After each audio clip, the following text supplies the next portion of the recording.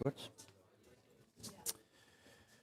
Okay, ladies and gentlemen, let's kick off this Saturday afternoon's series of great keynotes here from BLOXHUB downtown Copenhagen. First and foremost, welcome to the online viewers from YouTube, and a warm welcome to the guys and dolls, the people showing up here in BLOXHUB. This is part of the AEC Hackathon 2021 in Copenhagen. And we are today, this weekend, gathered to hack as many cool projects, to solve as many imminent challenges within the built environment as possible. We have, just for a little bit of information, we have 90 hackers here physically showing up in BLOXHUB, which is fantastic based on the frustration and the aftermath of the pandemic and the COVID crisis, of course. So we're thrilled to have all these people gathered here today.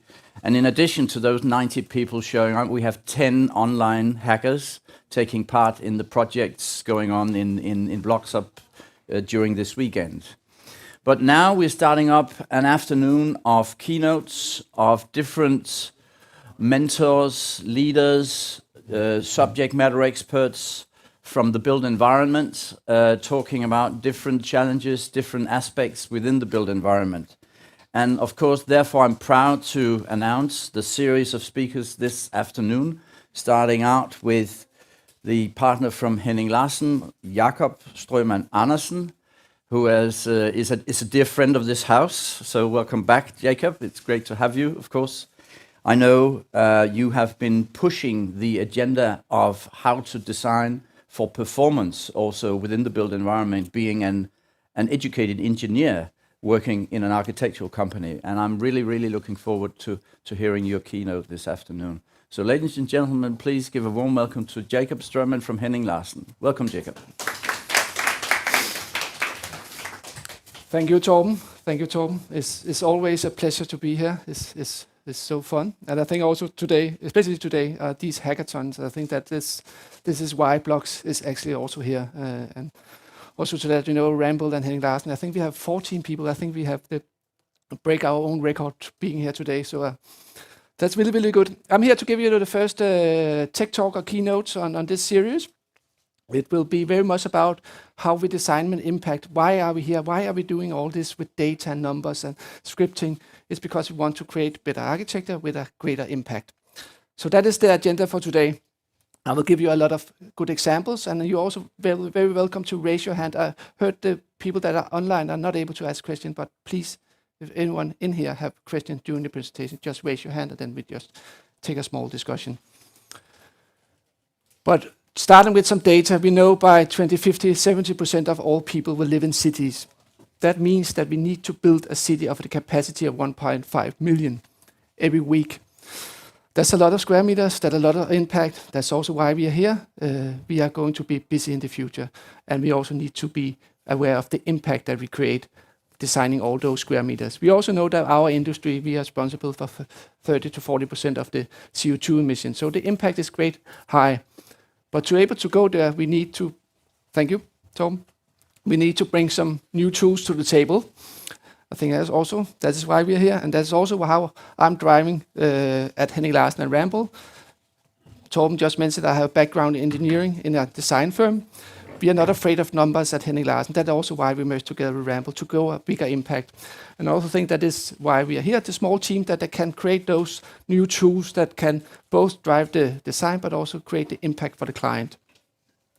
So as an industry, we have a responsibility. That's also, again, why we are here. It's not only for fun, Torben, it's also because we have a responsibility for, therefore, the people that are acquired is also part of the climate crisis.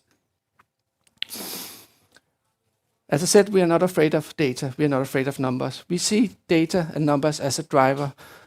We have a lot of questions and goals when we go into a design process. And we have a lot of output we want to create for the environment, for the culture, for the city, for the business. And we use data to drive that, to be the generator for that transformation or that journey. But working with data is like playing on the notes at the right time. I'm not a data guy, I'm an engineering guy, but all the people I know, Mikkel, you also here, and all the people, they know these kind of scripting, I don't know. But I think or see, when I see people working with that, it's kind of a music. It's kind of playing with those notes and creating something that is bigger than only numbers and letters. And it doesn't really matter if it's like a classic concert. I think some of the teams here maybe are doing a classic concert. Could also be a rock concert. I have long hair. I love rock music. Maybe you met Finnur last night. Yeah. Finnur, he's one of our industrial PhD, like a rock musician that loves music. He's now driving a new tech startup at Iceland about acoustic design. Yeah.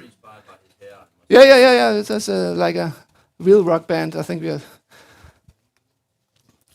But it can never be a one-man band. I think that is also important to understand that a lot of the understanding about also coming to the office 10 years ago, working with computational design, working with data was seen as something sitting in the corner, like someone that did technical drawings. But now it's embedded in the company, it's embedded in the workflow. We don't have a dedicated department. All the knowledge is going out in the teams. So it can never be a one-man band sitting in the corner. That doesn't work. And if you put it into our design methodology, we have kind of a 5-step.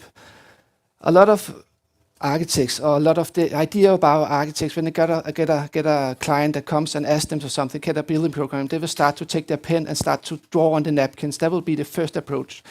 But we try to take the pen out of the hand of the architects and start with data collection. It seems very boring to do data collection, but it's about being out there, understanding the wishes of the client, understanding the site, understanding the environmental condition. And from that on, we do what I call a strategic design concept. That is not a drawn concept, it's a written concept. It's a concept that puts numbers on the impact we want to create in the end. That is the concept. When we have built the construction and we have cut the red thread, we can go back.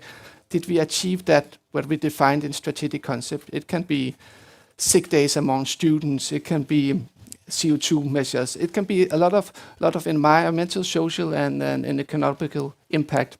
But this is the why. We call it the why. Why are we doing this project? We like to create square meters, but we like to do impact again. That is the why. And then we go into the architectural concept where we start drawing, communication and evaluation, learning from the project, the PUE process. But the why is something often that happens during the design process. This is Moesgaard Museum. This was designed for this guy, the Grauballemanden. But if you have visited that guy once, you don't come back twice. He's not so, talking with that guy is not so kind of, the interaction is not that great.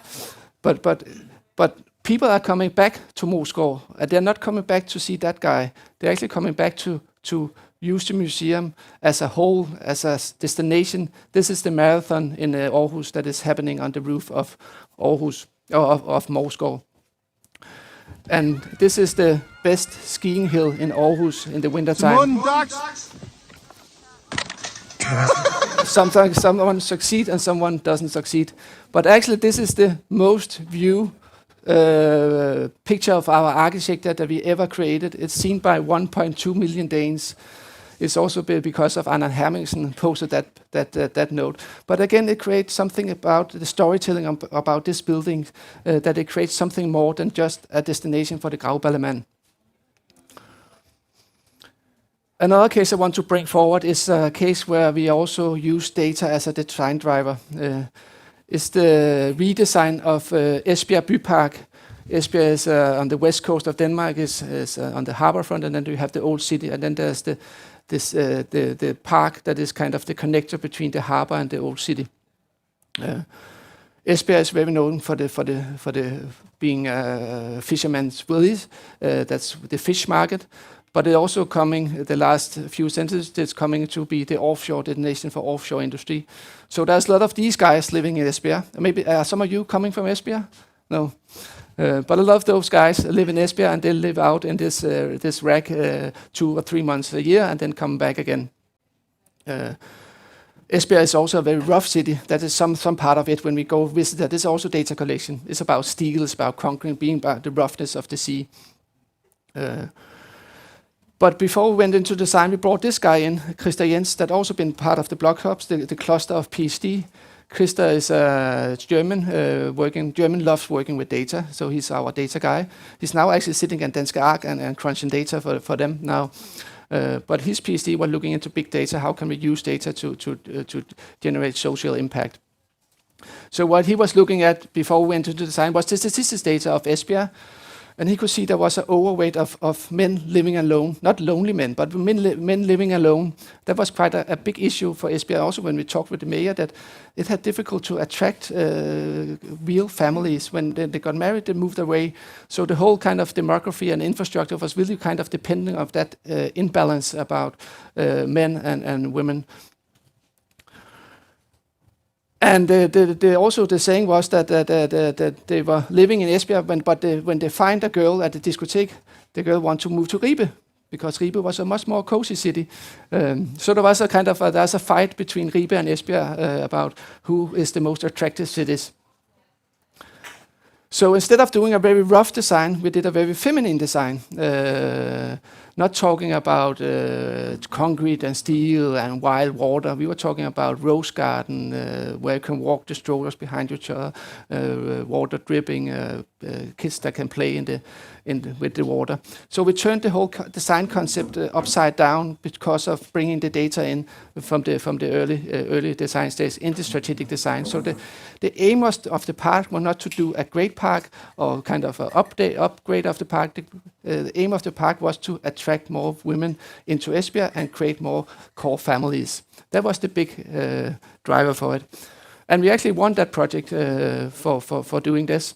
And 2 days ago, it was announced. It had been on hold for a few years, but 2 days announced they got funding for it. So now we start construction. And that is we're really, really happy about. Another thing is to in those design process to bring in new tools that have been maybe invented for something else. That is also why we as Henning Larsen see that the marriage with Rambøll have been such a great success at the moment. Rambøll have a lot of great tools. This is the Galago tool. That is a drone that monitors the biodiversity and the soil, and they can send it up. It's actually designed for mining industry. When they do mining, they are in the US. They should, when they do mining, they should give something back in the other hand for biodiversity and trees and green. So they monitor the mining, and then they calculate on AI how to bring that back. But now we are in dialogue with them to bring them into Esbjerg to actually to monitor what do we have and how can we actually over time also be able to monitor the biodiversity and the green areas. So new tools. This is our small. This is Mikkel. Mikkel, where are you? Are you working? He's working. He's here, Mikkel. This is our sandbox at Henning Larsen that is designed with Marius, that is from Artillery Studio Dreiseitel. The funny thing about this is of course playing with sand is always fun. I have 4 small kids. I often bring them to the office and they are standing around the sandbox. But the good thing about it is that it's directly linked to our Rhino Grasshopper workflow. It scans the sand and then they direct link it into, so we can model the sand and then we work further with it in the digital model. It had been an issue for many years that the landscape had been drawn in 2D. This is a way to push for 3D, more 3D design process for landscape design. We use this tool for our design for ReWater. ReWater is a new wastewater treatment plant in Aarhus. This is the old treatment plant, and we're going to move it out here. It's a part of the inner city harbor of Aarhus is Tangkrogen. And the idea here again is the same with Moesgaard, to bring something extra to the facilities. This is the new facilities. The aim is to do the best technical setup that have ever been seen in Europe for treating wastewater. Actually, this is ReWater have an ambition. Now they earn money to kind of clean water. In the future, they will earn money for selling resources. So up here in the north, there will be a resource center where you can tap algae, so you can tap polymers, you can tap the waste heat. So that is the whole ambition, to turn that upside down. But our ambition as architects to also to do it as the best picnic spot in all Aarhus. That is, we are putting up shelters and fire bonds to able to go there and be part of the city. That's something with the smelling. Maybe some of you have been near the clearing tanks that they're a bit smelly. But that is also part of the experience. And there's a journey. We are having bee hops, clear water. We can swim in it. We use the sandbox here in the where we have the clearing tank that the water can flow up when we have high tide or storm water. So that's what we use that for measuring in. And all the equipment is underground, is a big hill. And again, everything is also covered, so you cannot see how water is treated, but we also want to be like a learning platform for the future generations.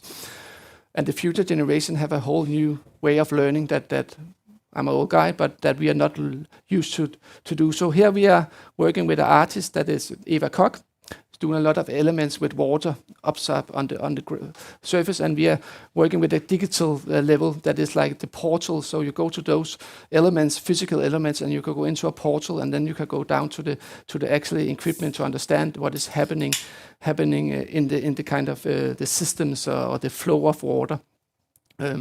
Aarhus have a kind of innovation project that is really fun, that you can give a small pill to your children, and then they can swallow it. And then it comes out, and it have a geo tracker, so you can track how it's like moving in the sewage systems. And it's a really good way of learning that what you put out in your toilet or you're flushing out is actually something that someone is treating in some places, and maybe it also can go into resources in time. So that is also the ambition to kind of create a synergy with the physical and the digital environment, very kind of basic. And we are working, and now we are looking at different gaming and different overlay portals for doing this. We all know Pokemon when we are going around and experience that could be one set of it. Now we're moving into a more computational workflow. It's a project that we won in Seattle in US with our New York office. It's for one of our big clients, Tishman Speyer. It's this designed with Adamson, is a local architect.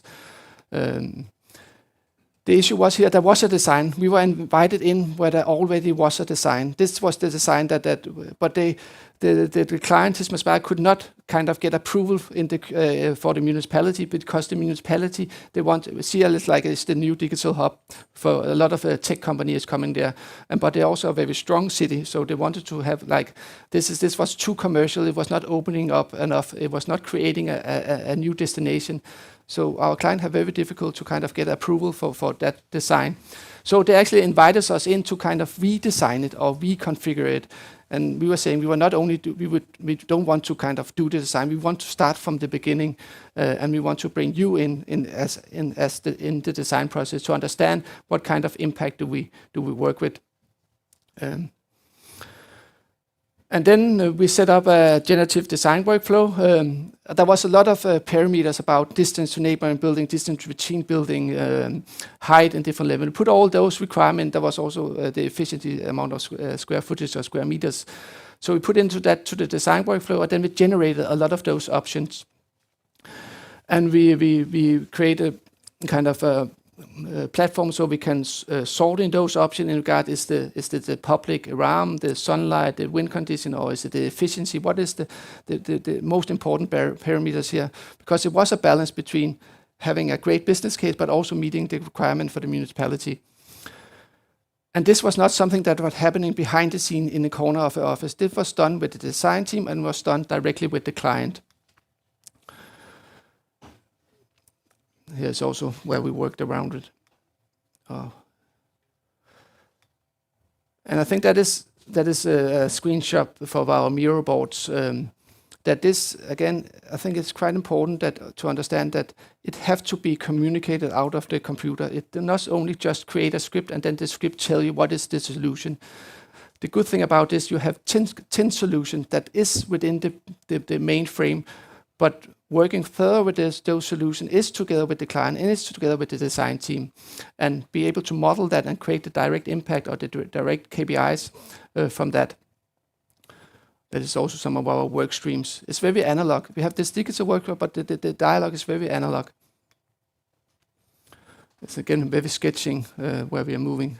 Some of the corners need to pull back, some of them need to have more views. And the learning from this is that this can really inspire the client. We came in and got that project by introducing them to this tool. It was also a way to invite the client into the design press for them to understand what is the important parameters for us, and also to acknowledge there was some important parameters for them also about the business case. And again, the purple one is about creating impact analysis, live impact analysis on putting KPIs on the performance. That was a key design driver for the collaboration. And this was just announced 3 days ago, and now we kind of go into more detailed design with this project. It's have been a bit more model. You saw there was this very weird volume to start with. Now it's been more kind of into something that is more rentable. The last project I want to show is one that we are current development with Rambøll. It's a small pavilion, but the ambition is to see how much can we do with using concrete. How low can we go in carbon impact by treating concrete in different way. Some of them is 3D printed, some of them is reusing some of the concrete that have been there already in Fredericia. There's an old fishing firm or fishing kind of big structure that we are crushing down and reusing it. So again, this is a test of how far we can go with looking at concrete, and it's also a test of new digital workflow. We are in this project. We are trying to embed all performance studies into one model. We are using Caramba for a kangaroo for the structural part of it. We are using BE10 for the energy, and we are using indoor climate studio for the indoor environment. So all this we try to merge together.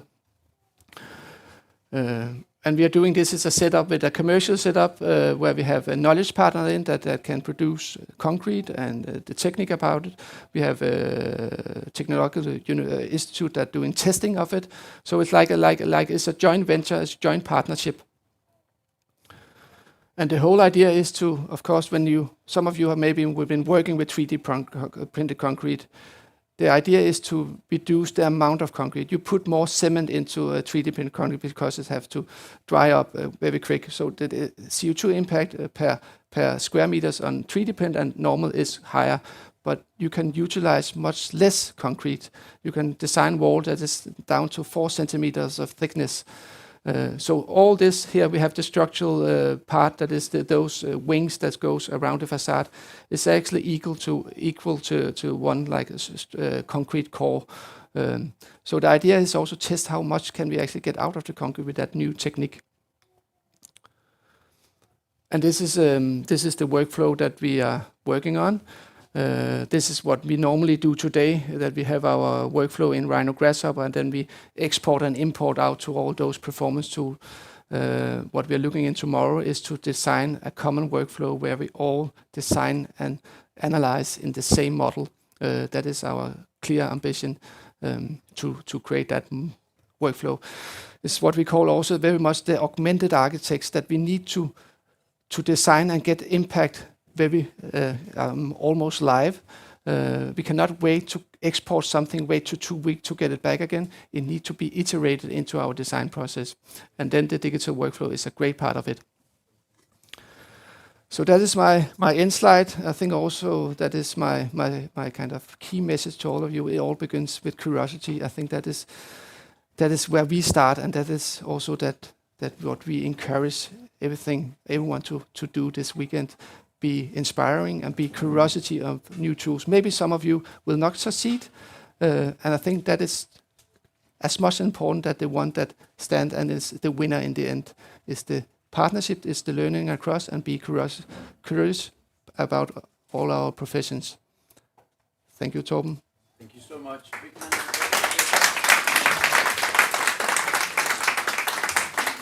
Thank you so much, Jakob. I really think it's inspiring. You want to inspire clients, but I think you also inspire us in the room. It's great to see. I admire your work. I've been following you. We've been following you. So fantastic. We have time for a round of questions. I will be the holder of this microphone because unless you talk into the microphone, our online listeners are not able to hear your questions. So will there be any question? I have a couple of questions. Yeah. I have a question which requires of you to look out into the industry, and the second question will zoom into the organization of Henning Larsen and Rambøll, but I'll come back to that a little later. I'm just curious to see if there are any questions on top of this great startup of this afternoon's keynote sessions. It all begins with curiosity. Any curious people in here? Yeah, Damon? So I'm curious as to the different cultural approaches, I guess, I mean, building here in Denmark and then building in Seattle. Yeah. How did that work, right? Did you find that the people there were as receptive? Did you find any kind of, cultural challenges? And if so, what were they? And then what are some things to consider when dealing with that as a firm going into Europe and then trying to work in the US? I think it's a really good question. I think there's two major differences working in the US compared to Scandinavia.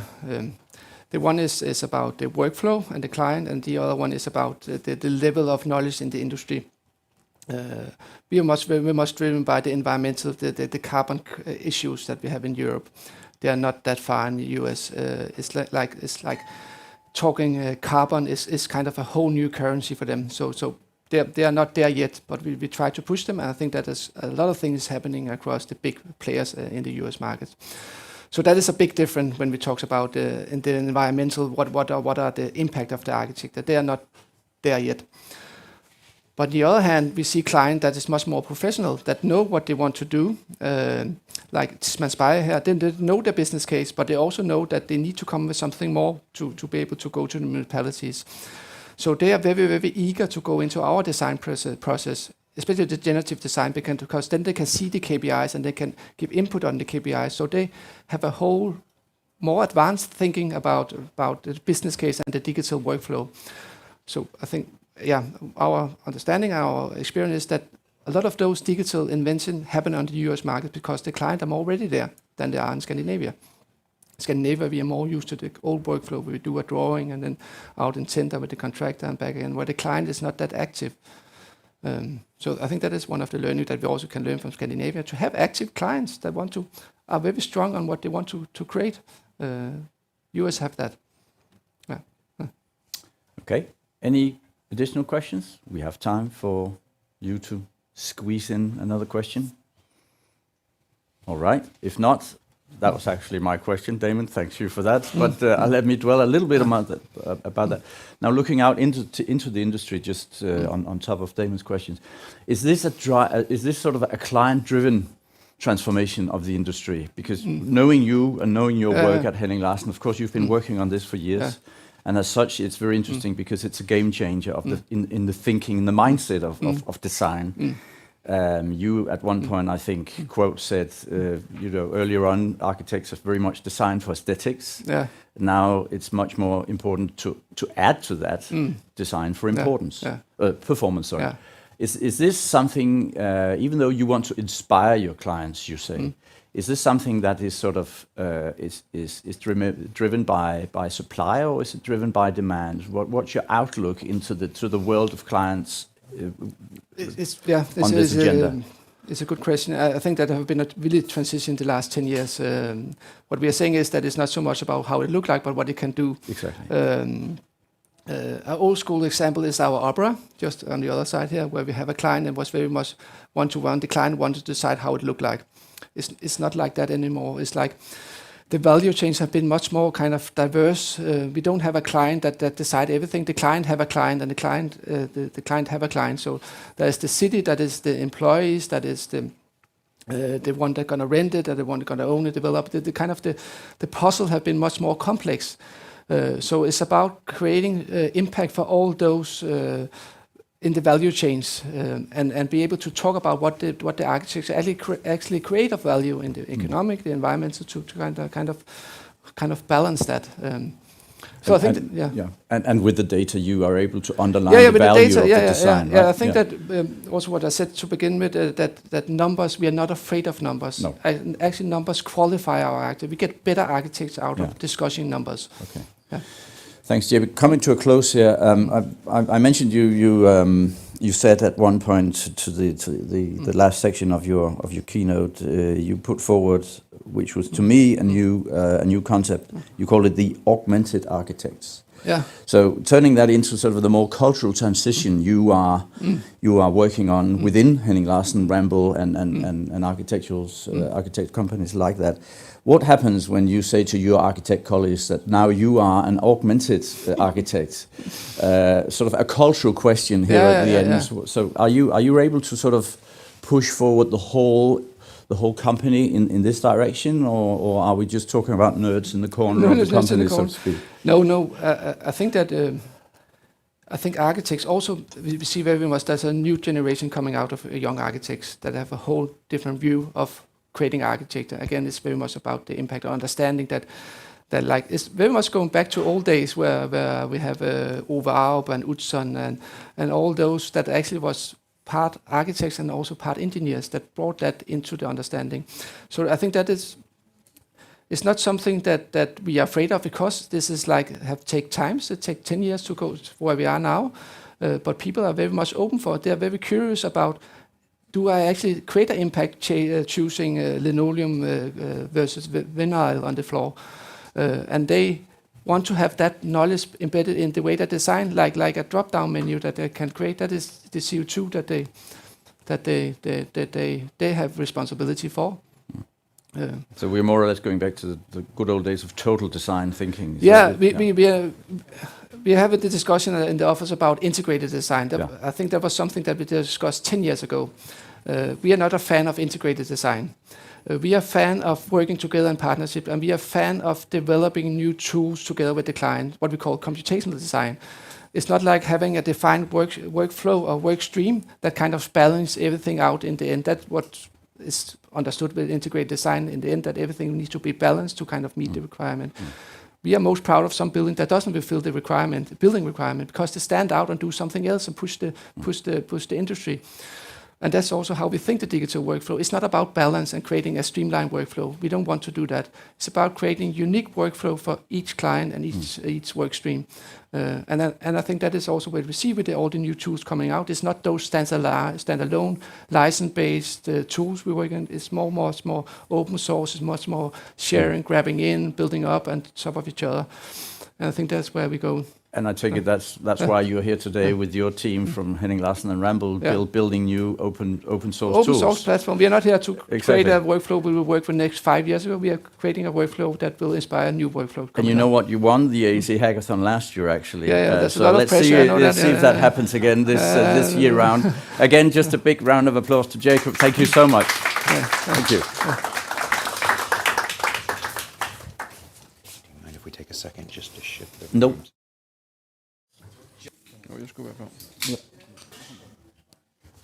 All right, let's go on this afternoon. Following Jakob Strømann from Henning Larsen, we have another interesting keynote coming up from a dear friend of the house, one of the residents here in BLOXHUB, Mr. Michael Schwartz from the Ajour System, International Sales Director. You are focusing on BIM content management and project collaboration. So you'll be next in line. A warm welcome to Michael. Thank you. Yeah, so I mean, I have to say, how architects are able, to design, present the details in their presentations, I love it. So excuse me for my very technical, textful presentation. It's probably not going to look like the nice architects have done it. Anyway, so I'm going to talk a bit about content management and collaboration, project collaboration, and it actually ties straight into the previous presentation about data, because we all know, as we heard, data is the new fuel in the industry that actually drives decision process, and our learning from data is much bigger than anything else at the moment. So I think I can only completely shake hands on what we just heard.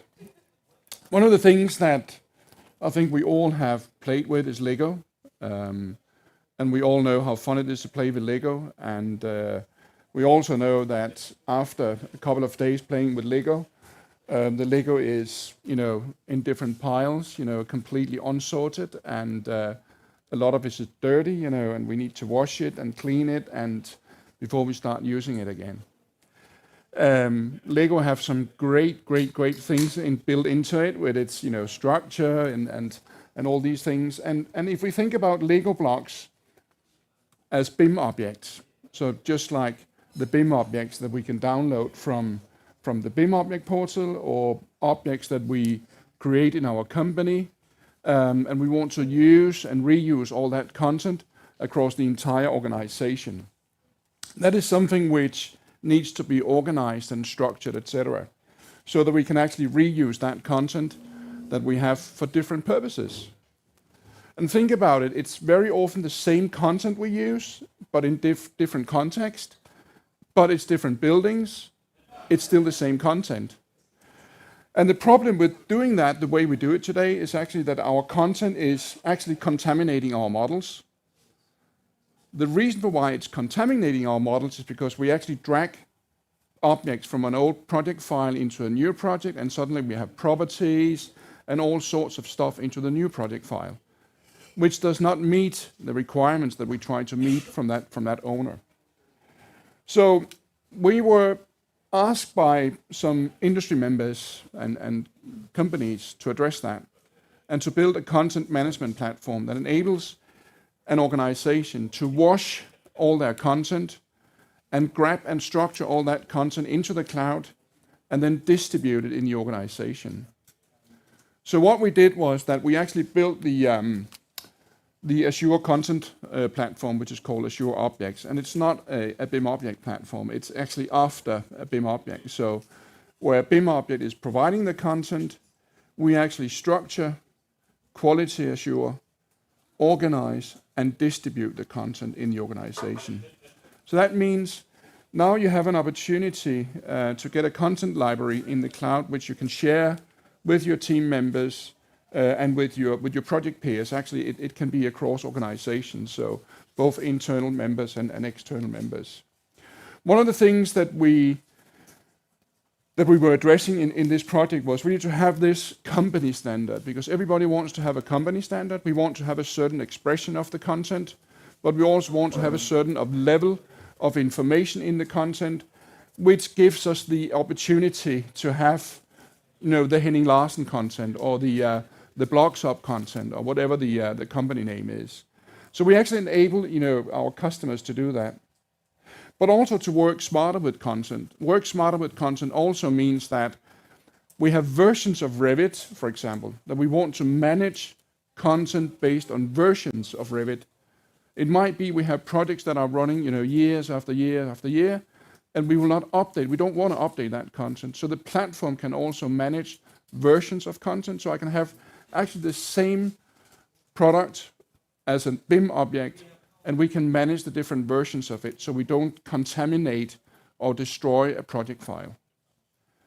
We can also track who is doing what with the content. So I can actually see what team member is trying to do something with the content. And then we have a BIM content manager, an administrator, who can update the library and then redistribute content to the organization. So there's a lot of fancy features that are increasing the efficiency among the team members. One of the things that we really want to do is to help design teams to increase the quality of the models. There's no doubt about that. When we talk to construction companies and they receive the models, they always talk about the lack of quality in the BIM models. And it's not because engineers and architects are bad BIM modelers or don't understand how to do it. It's just because things are so complex. That is why we need tools that can help us on top of what we do today to wash our Lego blocks before we start using them into new projects. And then, of course, streamline the workflow. It also means that if we have the opportunity to select our content on a project purpose base, create Spotify playlist, for example, so that when I start a project, I already know what content I have to use because it's selected and approved for that project. It really streamlines the workflow. And my timeline to get up to speed with the project is so much shorter. And changing team members, adding new team members is done within a short period. We don't need to tell them where to find content. And of course, it's about reducing the errors and mistakes. So if we look at some of the things that, I just need this to click, that we focus on with our platform, as I said, no matter where the content is. How many of you, by the way, have content stored on a network drive and share it through the network drive? And how often do you have content on your local laptop that you use? or you find something from a website and download it. The problem with that is it becomes not a company standard, it's an individual's decision to what content is going to be used. That can be okay, but then we should uplift that content then to become a part of the company's standard platform. We have one place where we manage the content. So that means there's 1 or 2 or 3 BIM managers, BIM coordinators, whoever they are. They manage the content, and we agree upon, certain levels of quality standards, etc. And when that is done, we know that the content we're using is perfect, or at least according to the standard that we have decided. Another thing that we can see that are extremely important in the content management platform, that it's not only, you can say, affecting design, it's also about the client, the customer. It's about the things that we saw before about generative design, that things might change fast, and we need to be able to do that and distribute those new design elements to our organizations. Objects are becoming much more complex. There's so many more answers to be made through our designs. That is why content management is so important for you. And as I said, the playlist is something which our clients really love, that they can create the playlist prior to starting a project. You can have playlist for hospital equipment, school equipment, for residential, senior citizens residential. You can have it for schools, etc. That means when you start a project, you have already organized your content, which makes it so much easier. And of course, you can say coordinating the use, both internally and externally. If I'm getting external partners, we can ask them to use our content library, use the same playlist, and we are on the same page. So that's really something which is interesting. The last piece that I would like to talk just a few seconds about is the insight and the X-rays, the X-ray opportunity, if you can say so. With our platform, there's an opportunity to use Power BI to analyze your content database. And it allows you to see where your content have been used, not only where it is being used. We can actually see back in old project files where the content was used, who used it, what version did they use. We have often liability issues where suddenly we realize that a component does not perform according to the criteria and our decisions and our expectations. And we might have a liability, or even, you can say, worst case, a lawsuit. And we need to find out where the hell did we use that component. Have you ever tried, to find, a building component back in old Revit files, for example? It's impossible.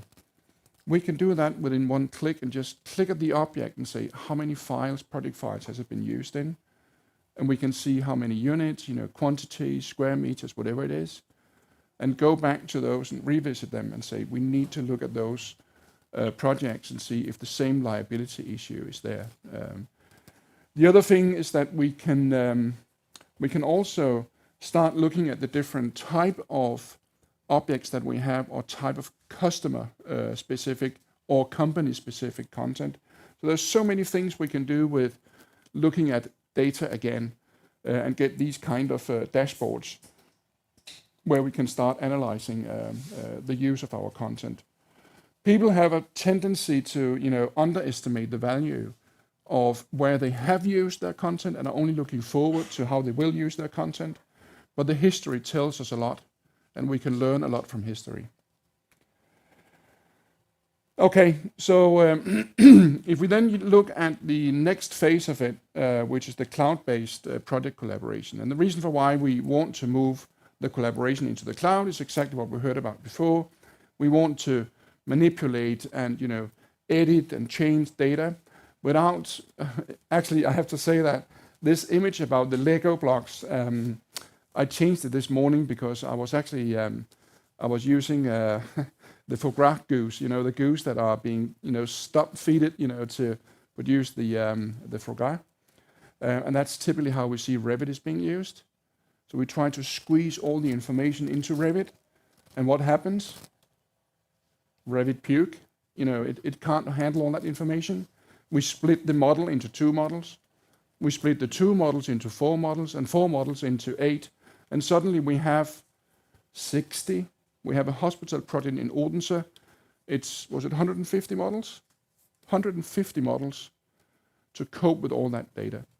And that's because we squeeze everything into Revit. We need to separate things. So the model is the model. That's where we can see the geometries and all that stuff.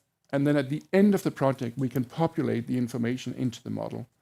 So we want to separate and do the collaboration in the cloud. So actually what we do is that we synchronize the information from the model into the cloud, and then we can start edit all sorts of information, add properties, change properties, have properties associated to the model which we never populate, but we only work with them outside of the model. Connect to other type of databases.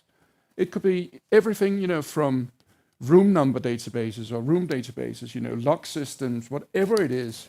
I don't want to put that into Revit. I want to have it populated in my cloud database and then populate the information there. It gives me a much more easy way to work with data. And also, it at the end of the day, it saves Revit licenses. It does save Revit licenses because I don't need a Revit license to edit and change information. It also means that we can invite people into the project to work with the information who is not, BIM experts or Revit enabled. Very often we have specialists in our companies, fire rating specialists or whatever it is, who are not, Revit specialists. It's easier to work with that in a cloud-based environment where we see it, as more or less as an Excel sheet, and then we can work with the data there, and then we can populate that back into the model at any time we might want to do it. So you can say the fact is that it enables the design teams to work together independently. So we don't need to open up Revit to do something. I can do it, actually we can do it on the mobile phone. We can do it on iPad. You can sit in the evening checking the information which is being, entered during the day and see if it's correct. Edit and add information into the model if you like. You don't need, as I said. But also eliminate the stress and the confusion that you cannot or don't have access to the model, or you don't have access to the right person, etc.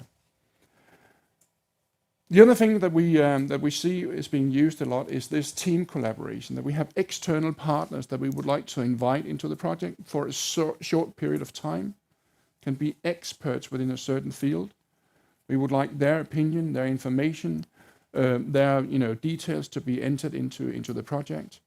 And it's much easier if we don't open up the model for them, but we just give them access to a certain piece of the information. They work with that, and we close that door again, and we've got their information into our project. There's a lot of things. I don't want to go through all of them because I think you all understand the purpose of having a cloud-based approach to it. One of the things that we built into the platform is the opportunity to build your ICT or project requirement before you start anything. You don't even have to open up Revit. You build the complete list of your requirements, your Keynote. Are you using Keynote? That's a hate-love relationship, isn't it? A lot of people hate the Keynote, and it's difficult, to work with the Keynote. And let's say that we have, 5 stakeholders in a project. We have 5 opinions about the Revit Keynote file. So that's something where we have enabled, you to configure your whole project without opening up Revit, setting the Keynote file, value lists, and all these things. And then as soon as you open up Revit and you click on the project, your whole Revit file is configured according to those project standards.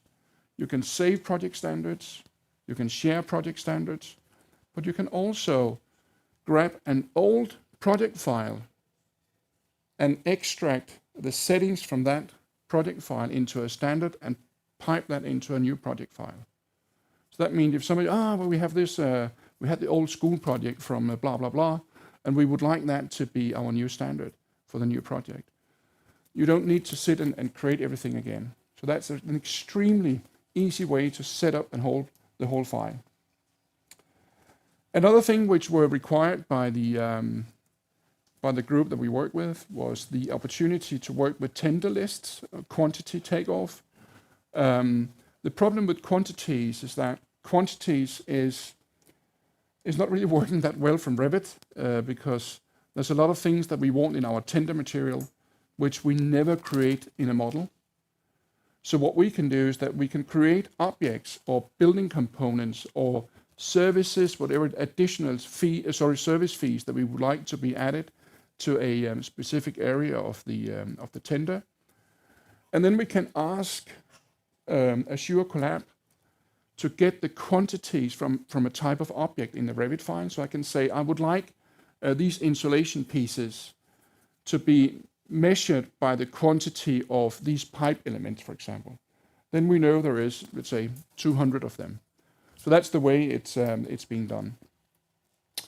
And then again, as I said before, also we have the ability to run these business intelligence on a project level and create dashboards where we can see how the project is progressing, both from a detailed property perspective, but also from an overall requirement perspective. And last but not least, as we said, sustainability. Going back to my challenges I presented yesterday from Ajour, we have a huge sustainability innovation project we are running right now with the government and SBI, who is one of the research players in Denmark for sustainability, where we are mapping out the entire documentation and property set requirements from design, requirements set by the owner, design, decision, tender, build, and to facility management. And we are building the first version of this right now, which is going to be the alpha version based on Ajour Collab, where we will have a full sustainability implementation, where we can manage the BIM properties, manage documentation. Remember, there's so much documentation that has to be in place when we talk sustainability. There's so many new processes that has to happen on the construction side. On how do we manage that quality assurance and documentation process? So we're going to build that into our solution so we can handle that. But also the full handover to the owner, because right now the owner receives a BIM model, documentation, and very often, the BIM model ends up, somewhere stored somewhere, and they never revisit it, and they start maintaining and manage the building based on 2D drawings, which is a shame because there's so much information built into the model. And that's why we want to build the opportunity to extract the sustainability building asset so that we can hand that over for facility management. And of course, all the life cycle data. And we have a mantra, which is our ambition in all our products. We want to make it simple so everybody can use it. And we want to make it efficient. So simple, efficient, and for everyone. Thank you. That was it for me.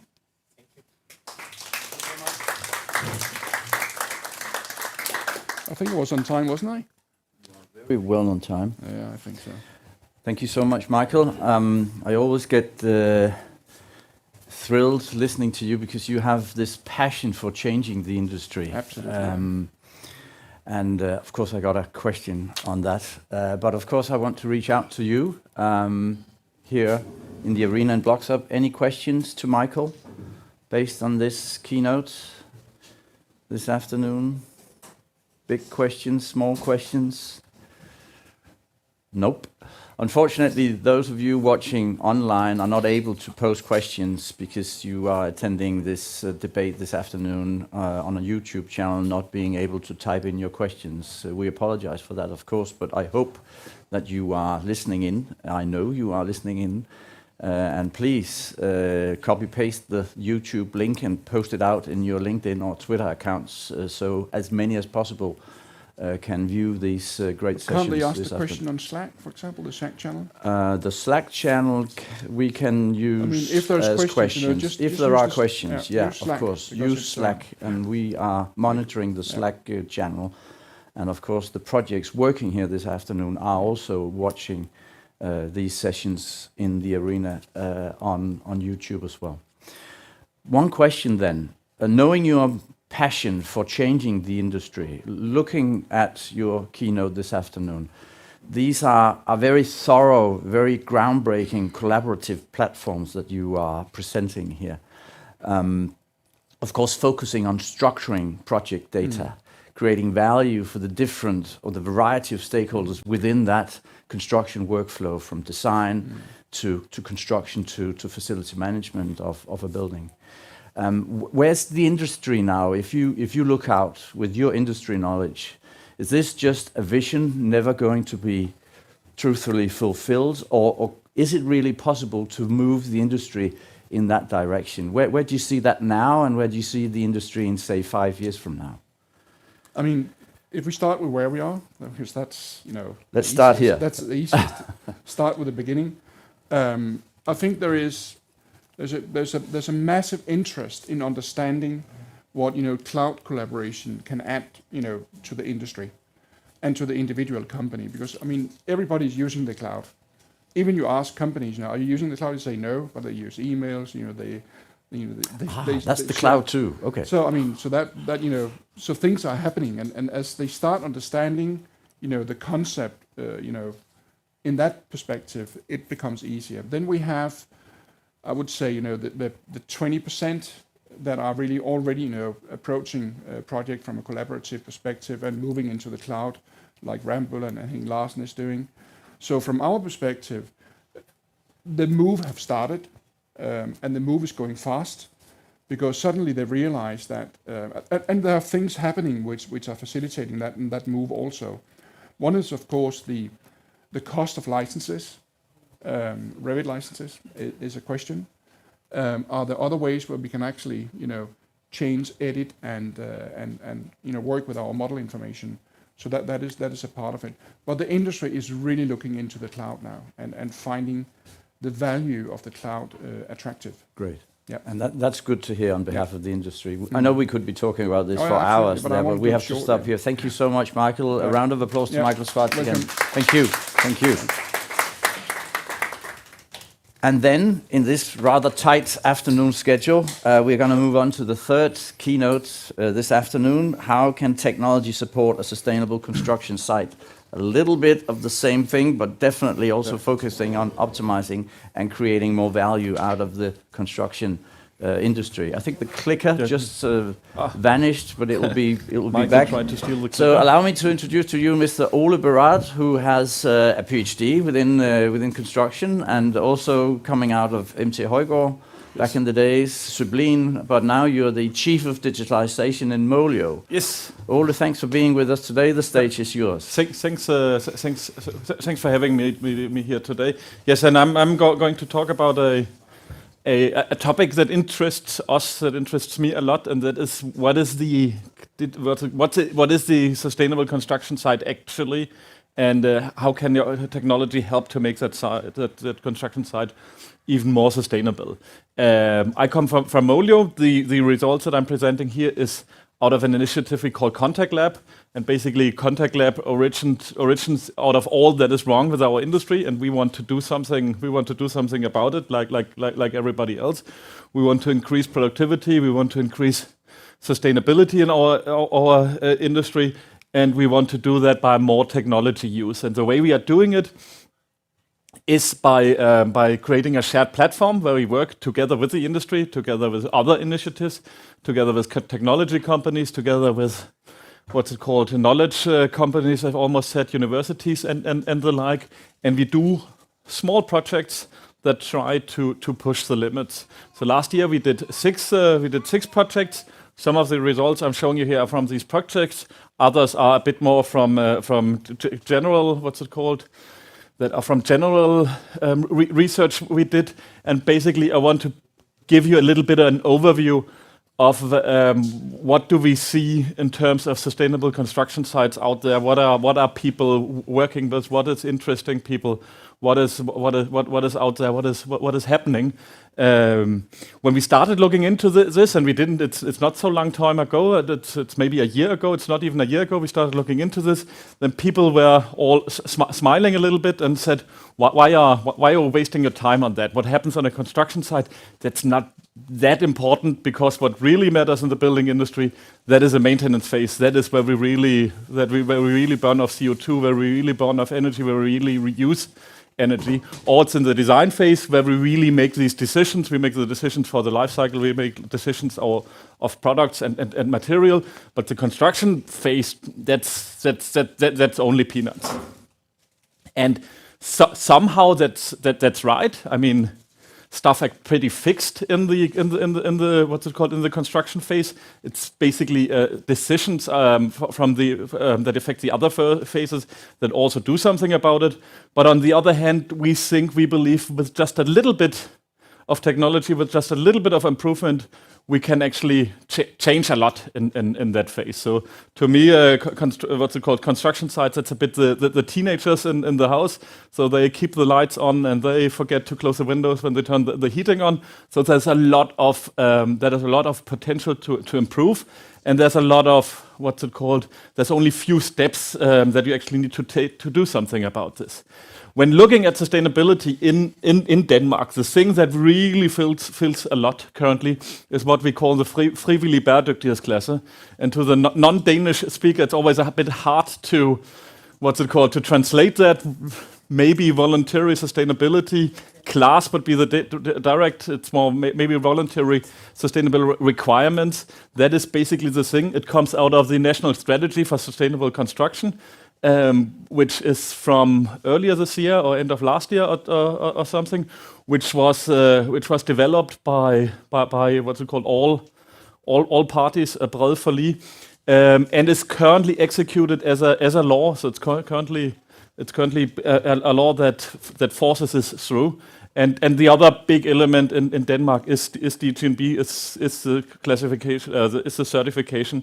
But basically, every project is going to be hit by the sustainability, by the voluntary sustainability requirements.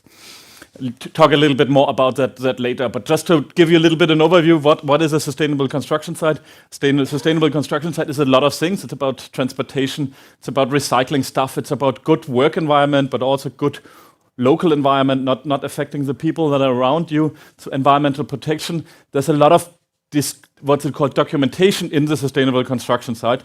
Much of the requirements are about documentation. It's really about collecting data in order to improve what this is about.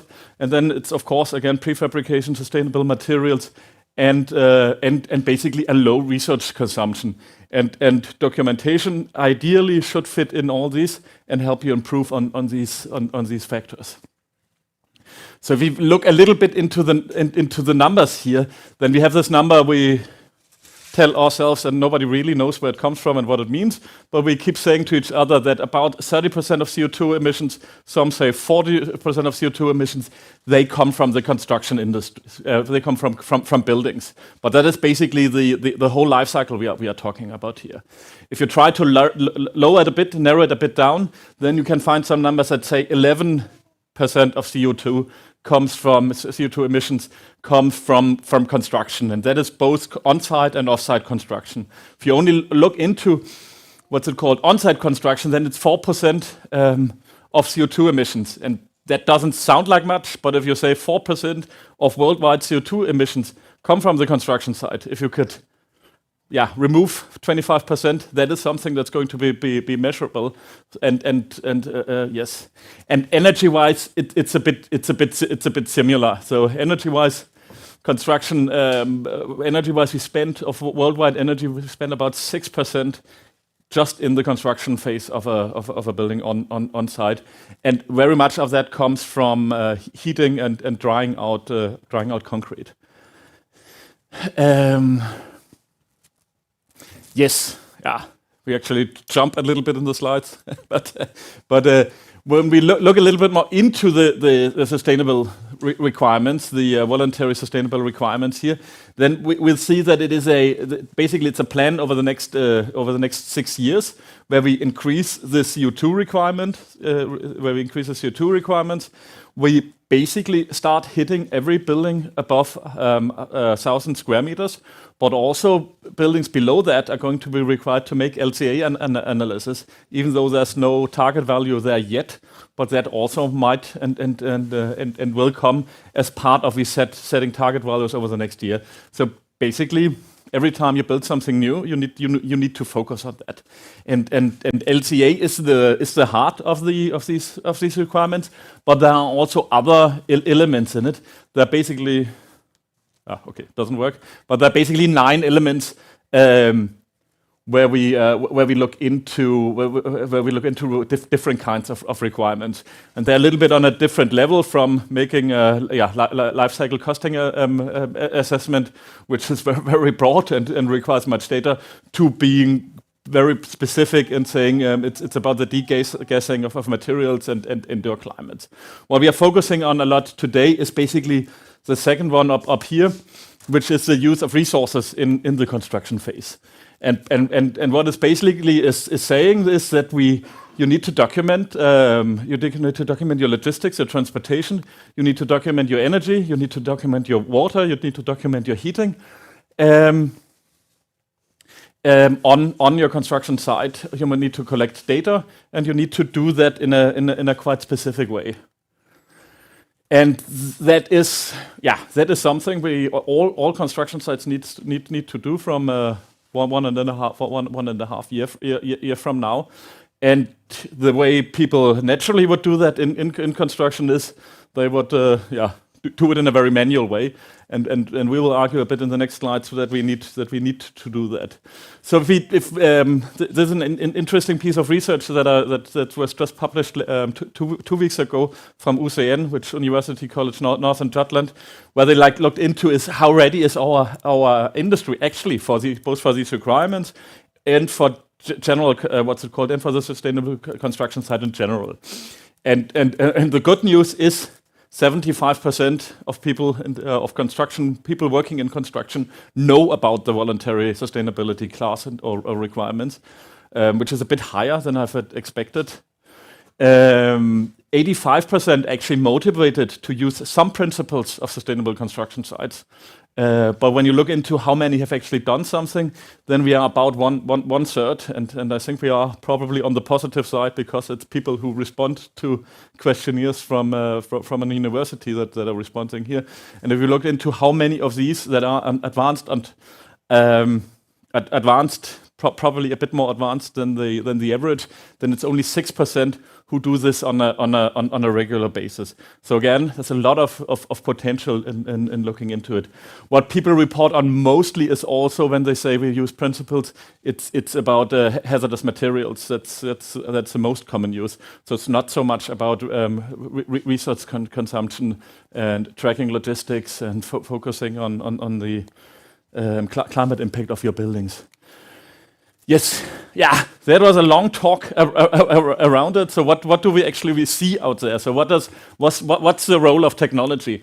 And something that we have noticed a lot over the last 6, 7, 8, 9 months we looked into this is people actually start collecting data. So we have an example here from MT Højgaard who collects the data of their waste management. So they have an overview of the waste that they're taking in, and they're trying to do that on a couple of projects to try to collect some data and know how much waste are we actually producing on our sites. And NCC is maybe a step ahead. They are making overviews of the resource uses. They are even using sensors, IoT, to measure different kinds of things. They are measuring their electricity consumptions. They measure what's it called, and represent it as what they call the data buffet of the construction site. And also SiteHub, which has been mentioned quite a few times here, this little startup company trying to making the construction industry more sustainable by fixing construction site logistics. They also focus very much on data collection. And that is a good thing, because we actually don't have very much data. So we need to establish a baseline in order to improve. I think what's interesting here for us is that we shouldn't do that in a manual way. So I talked to a colleague from a big construction company in Denmark who called me, and he was suddenly hit by these requirements, and his natural reaction to this is going to be much too expensive. And his next reaction was, let's try to figure out what we are doing. But the way he naturally would have done it is to buy a lot of analog meters and set them up on a construction site and send a intern on a trip once a week, writing down the numbers and maybe hacking it into an Excel sheet. And I don't think that is a good way, because both it's prone to error, it's quite laborsome, and you don't really have real-time data, so you don't really know much. You just know your consumption every week. So this is also why we took out earlier this year and tried to figure that out. So how can we use IoT devices? How can we use sensors? And I made a short video. There's a longer video of this also. Hvor byggeriets virksomheder sammen kan udvikle og implementere nye måder at bruge data, digitalisering og ny teknologi på. Formålet er at skabe en fremtidssikret byggebranche med øget bæredygtighed og produktivitet. Det er sådan på byggepladsen, som vi kender den i dag, der er det utrolig svært at få overblik over strømforbruget, hvem der forbruger hvor meget strøm og hvordan og hvorledes. Og det er det, vi tager under lup i det her projekt. Og vi ønsker, at al den viden, vi finder frem til i pionerprojektet, bliver delt med hele branchen og kan komme hele branchen til gode. Hvis man skærer det helt ind til benet, så er en sensor jo faktisk bare en enhed, som måler på et parameter. Og det kan være temperatur, eller luftfugtighed, eller strøm, for eksempel som i det her projekt. Og der, hvor det går hen og bliver smart, det er, når vi forbinder det til internettet. Og det er også det, som vi kender som IoT. Det kan godt være, at det ser en lille smule rodet ud med alle ledningerne, men den er faktisk en del pænere end vores første version. Det vi har opnået på vores pionerprojekt er, at vi har udviklet en strømmåler, der kan bruges fleksibelt på byggepladsen. Vi har også lavet en prototype på dashboard, der skal formidle de her data til byggeprojektets projektledere. Det vi har lært på pionerprojektet er, at når vi sætter teknologi op på en byggeplads, så kommer det sjældent at gå sådan, som man regner med. Vi i Contact Lab vil rigtig gerne fortsætte arbejdet med at løfte byggepladsernes bæredygtighed gennem teknologi. Og vi vil gerne sammen med jer definere, hvad den bæredygtige byggeplads er i fremtiden.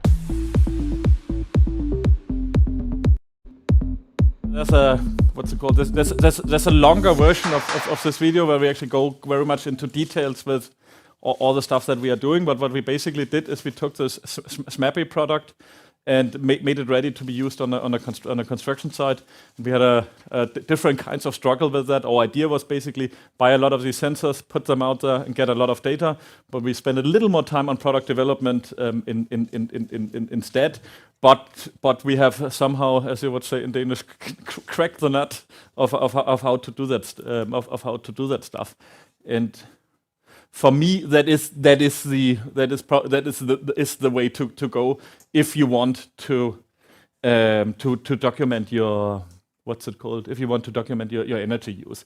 And I think if you have these numbers, you can start benchmarking and you can start making preventive measures out of that. So if you have data, it's not just have data for the data, but it's see how are you performing. And what can I do to improve? And one of the things, this is in NCC that has done a similar thing. They have much more data. And one thing that they are seeing is that actually much of the of the energy, more than half of the energy is used outside of the construction time, and that even being quite generous with what they define as working hours on a construction site. And of course, some of this is pumps to get the groundwater under control, and some of this is drying out the concrete building, but also a lot of it is just what I said. We are the teenagers of the construction industry. We turn heating on and keep the windows open and forget to turn out of the light. And all these kinds of stuff, and when you have that data, it's kind of easy to do something about it. And what NCC often is doing is they take the the thing from your Christmas tree, the stopwatch, and put it on.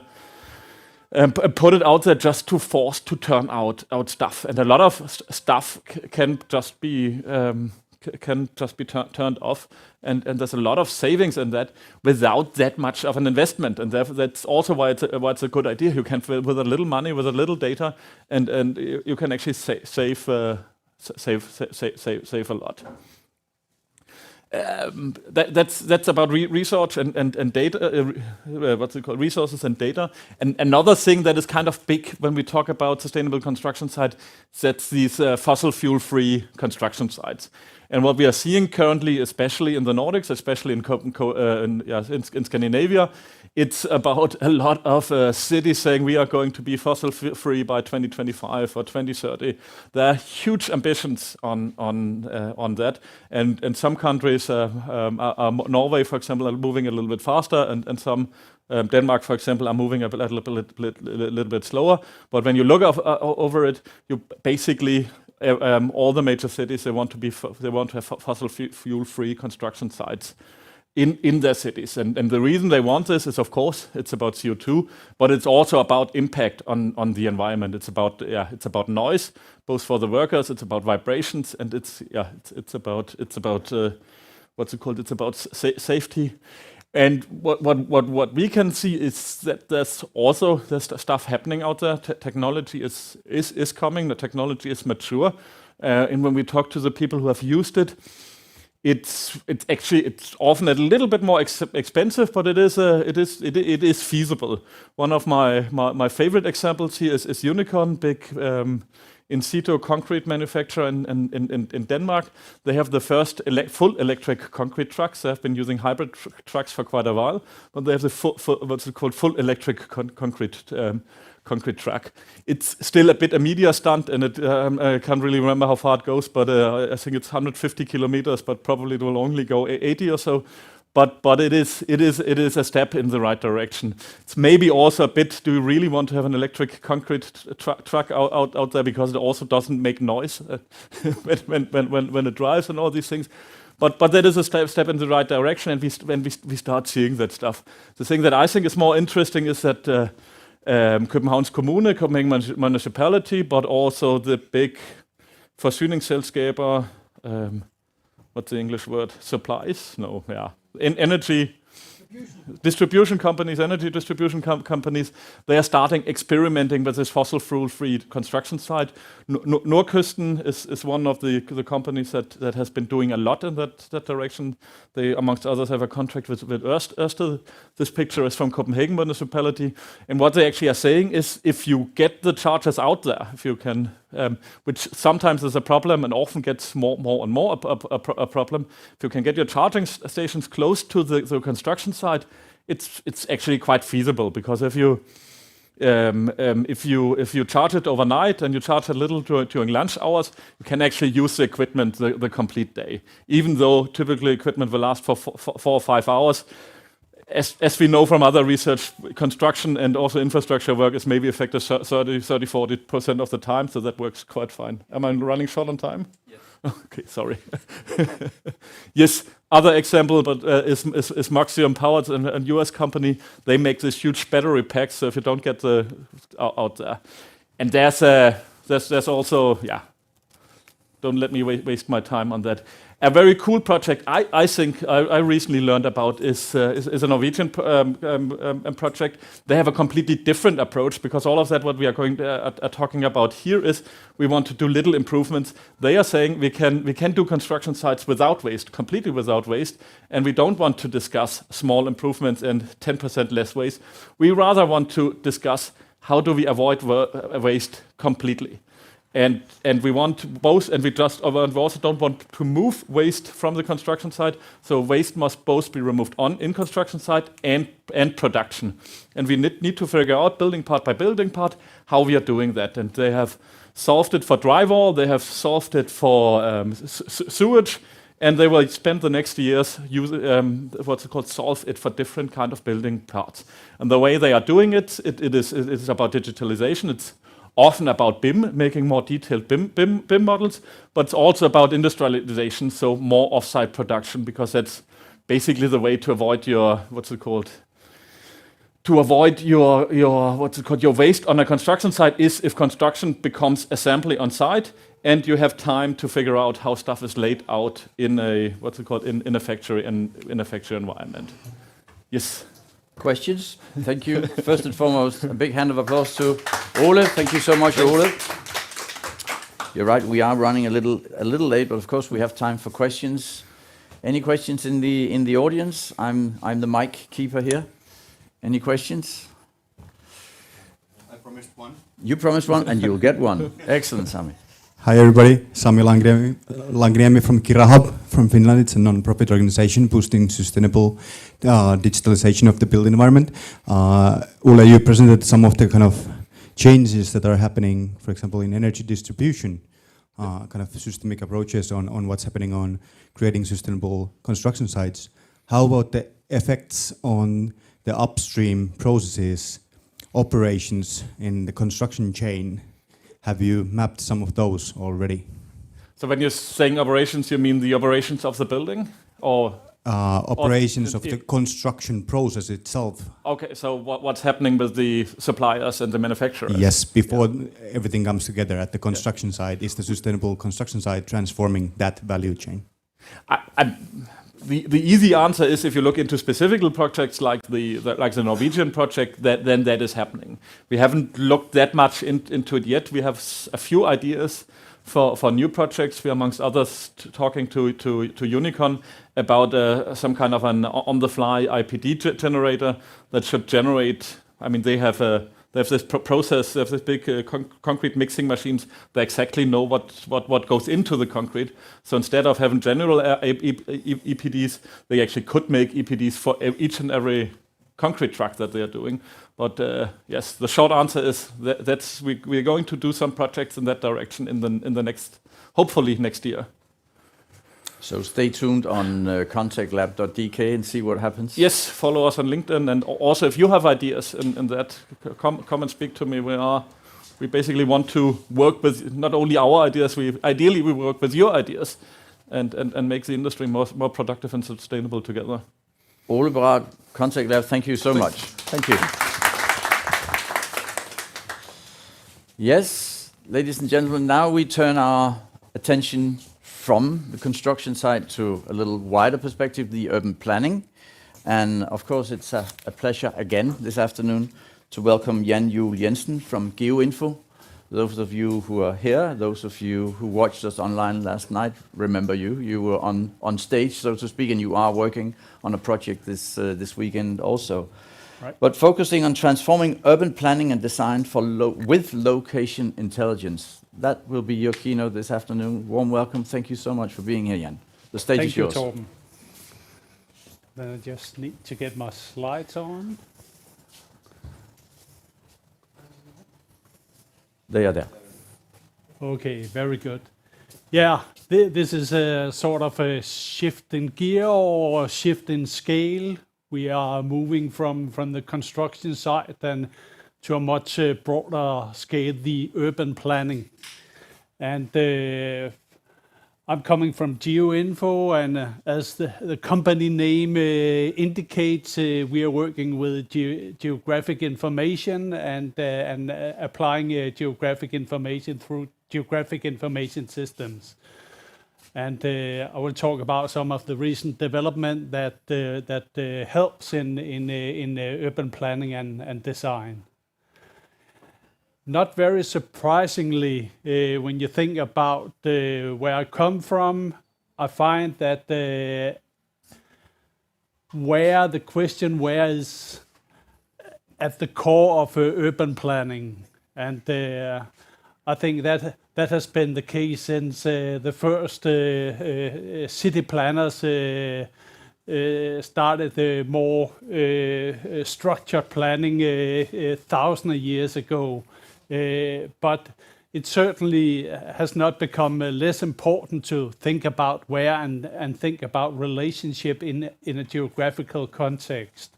It's about where should we have housing, where should we have mixed use facilities, where should we place bike lanes to improve mobility, non-emission mobility, Where should we have parking to keep cars out of the city centers, and a lot of other questions.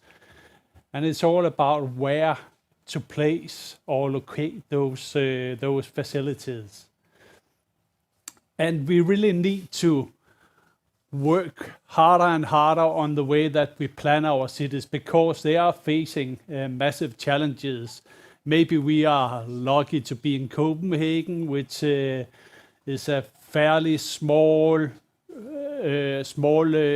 capital city, but still there's a lot of issues to address, which is about, as we also heard yesterday from the collaboration between Google and the city of Copenhagen, it's about air pollution, it's about noise, it's about light pollution. It's also about affordable housing, which is a huge issue right now in most major cities.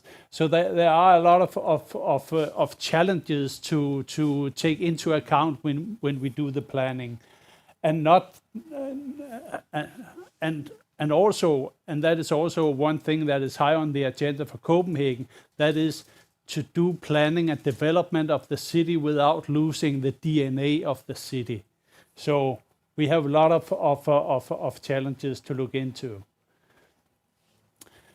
For many cities and for many years, this was the way that you did urban planning. It was a physical model, and it really looks beautiful. And if I had the space, I would like to have a model like this of Copenhagen in my own house, but it lacks the flexibility when you do the planning, and also the citizen engagement become very tedious because you need to invite all people into a physical meeting to present it. Of course, cities are looking into new ways to do the planning and to do the interaction with the citizens. When we look at the technology that I'm representing, Geographic Information System, there's an amazing development going on right now. And it's not only within GIS, of course, it's within the whole IT industry. So things like IoT, which were mentioned just a few minutes ago, real-time sensoring, reality capture, new ways to capture data using drones or satellite images, new ways to do 3D modeling, integration between GIS or geodata and BIM data. That's a huge development area right now. And all these different developments in our technology can help create models like this. To the right is a 3D mesh model created directly from reality captured images, and to the left is artificial intelligence used for creating a 3D city model based on the building footprints and information stored in various databases. So there's a lot of capabilities to develop models to represent our cities in a digital way.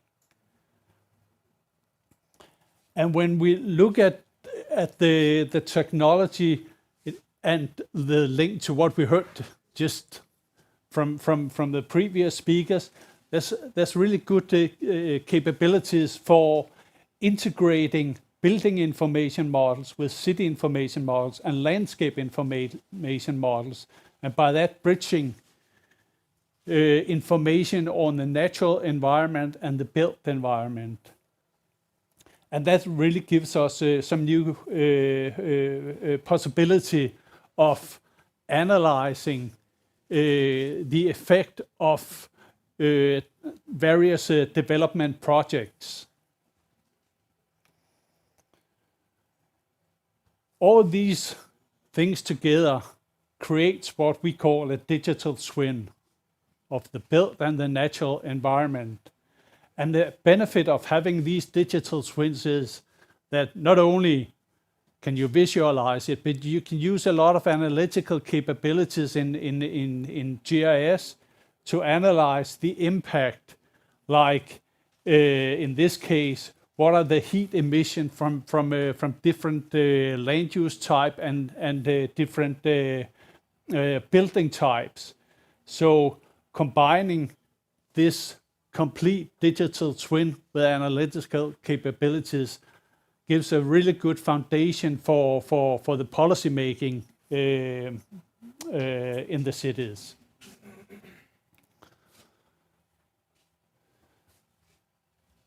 Esri, who we are representing in Denmark, a couple of years ago, they launched what is called Arcgis Urban. And the idea of Arcgis Urban is to combine information as we know it from projects, development projects, with land zone regulation and the natural environments, and bringing it all together and facilitating collaboration between various stakeholders.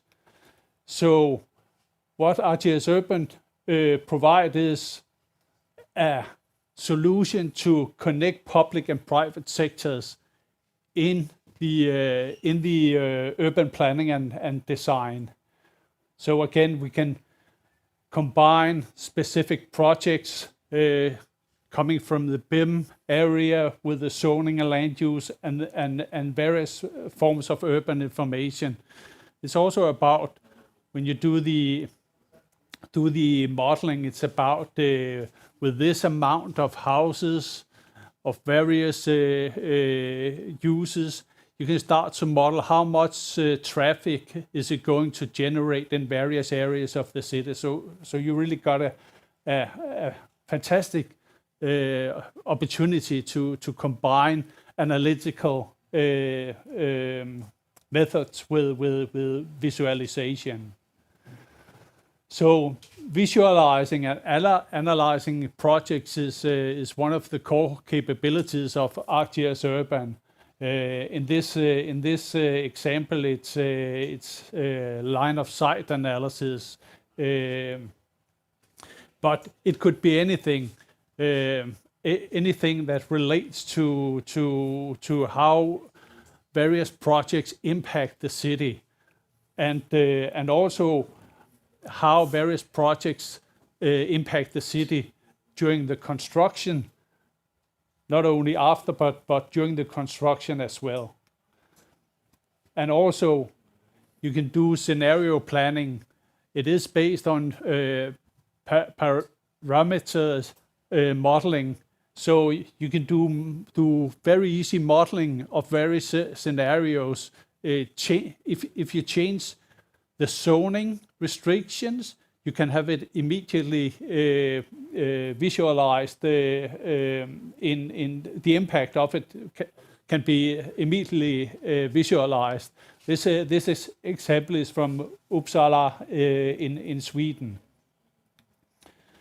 And of course, because you have the capability of doing measurements on the changes that the impact of the various changes, you got a lot of KPIs coming out of this, which can support the actual decision making.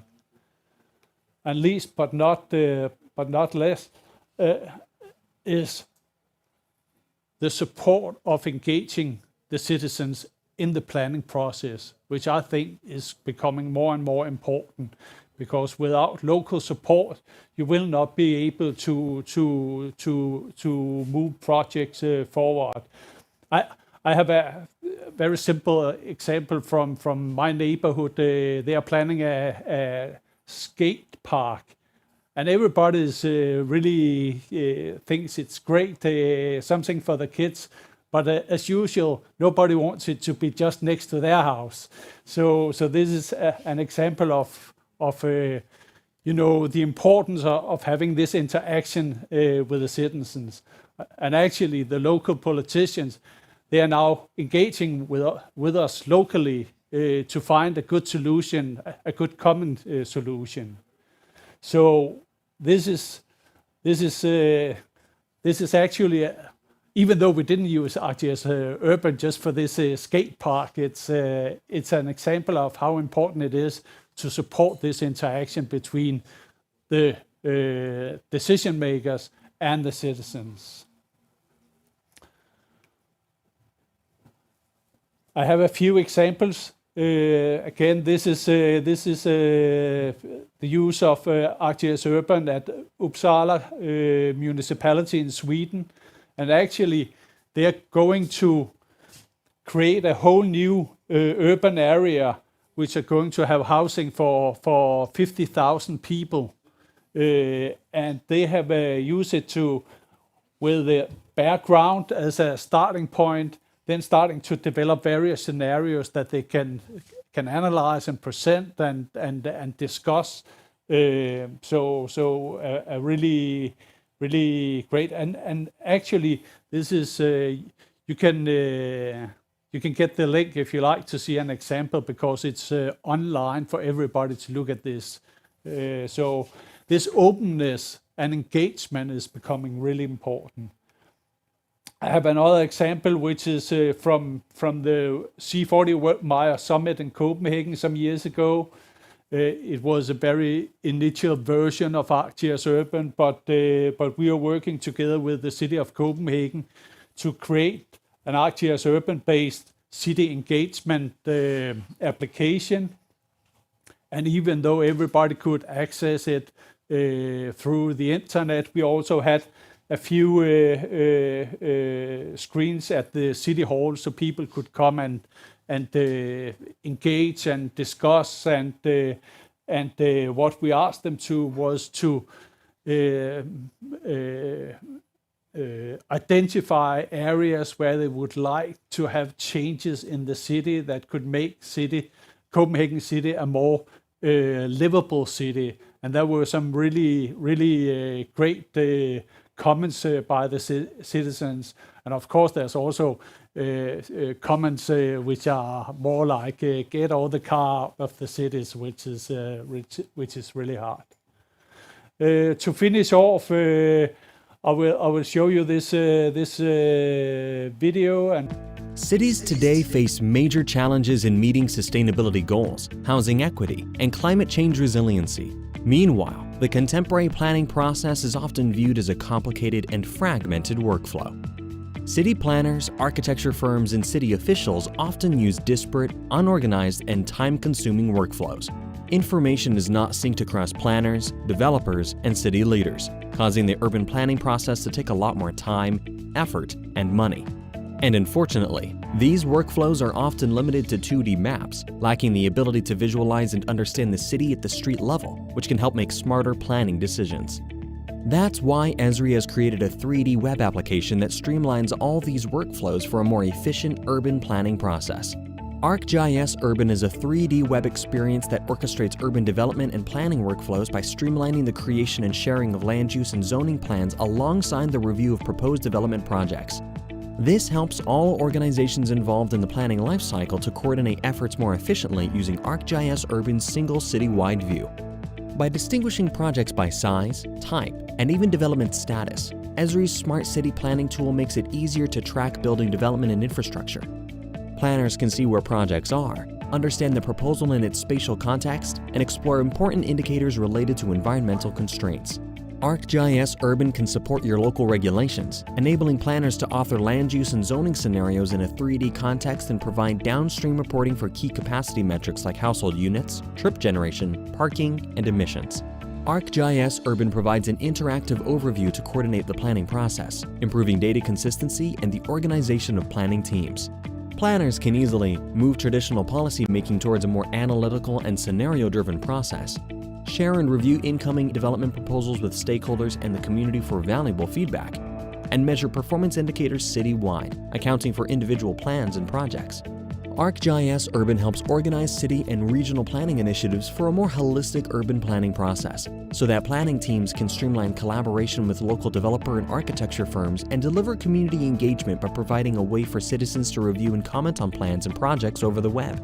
Become more proactive and less reactive in your planning process. Simplify project collaboration across internal agencies and community stakeholders, and try Arcgis Urban today.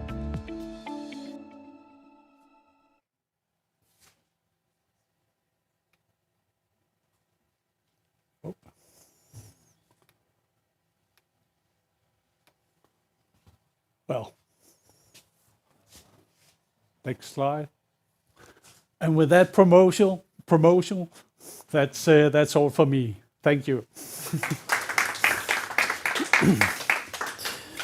Thank you so much, Jan. We love commercials, so that's okay.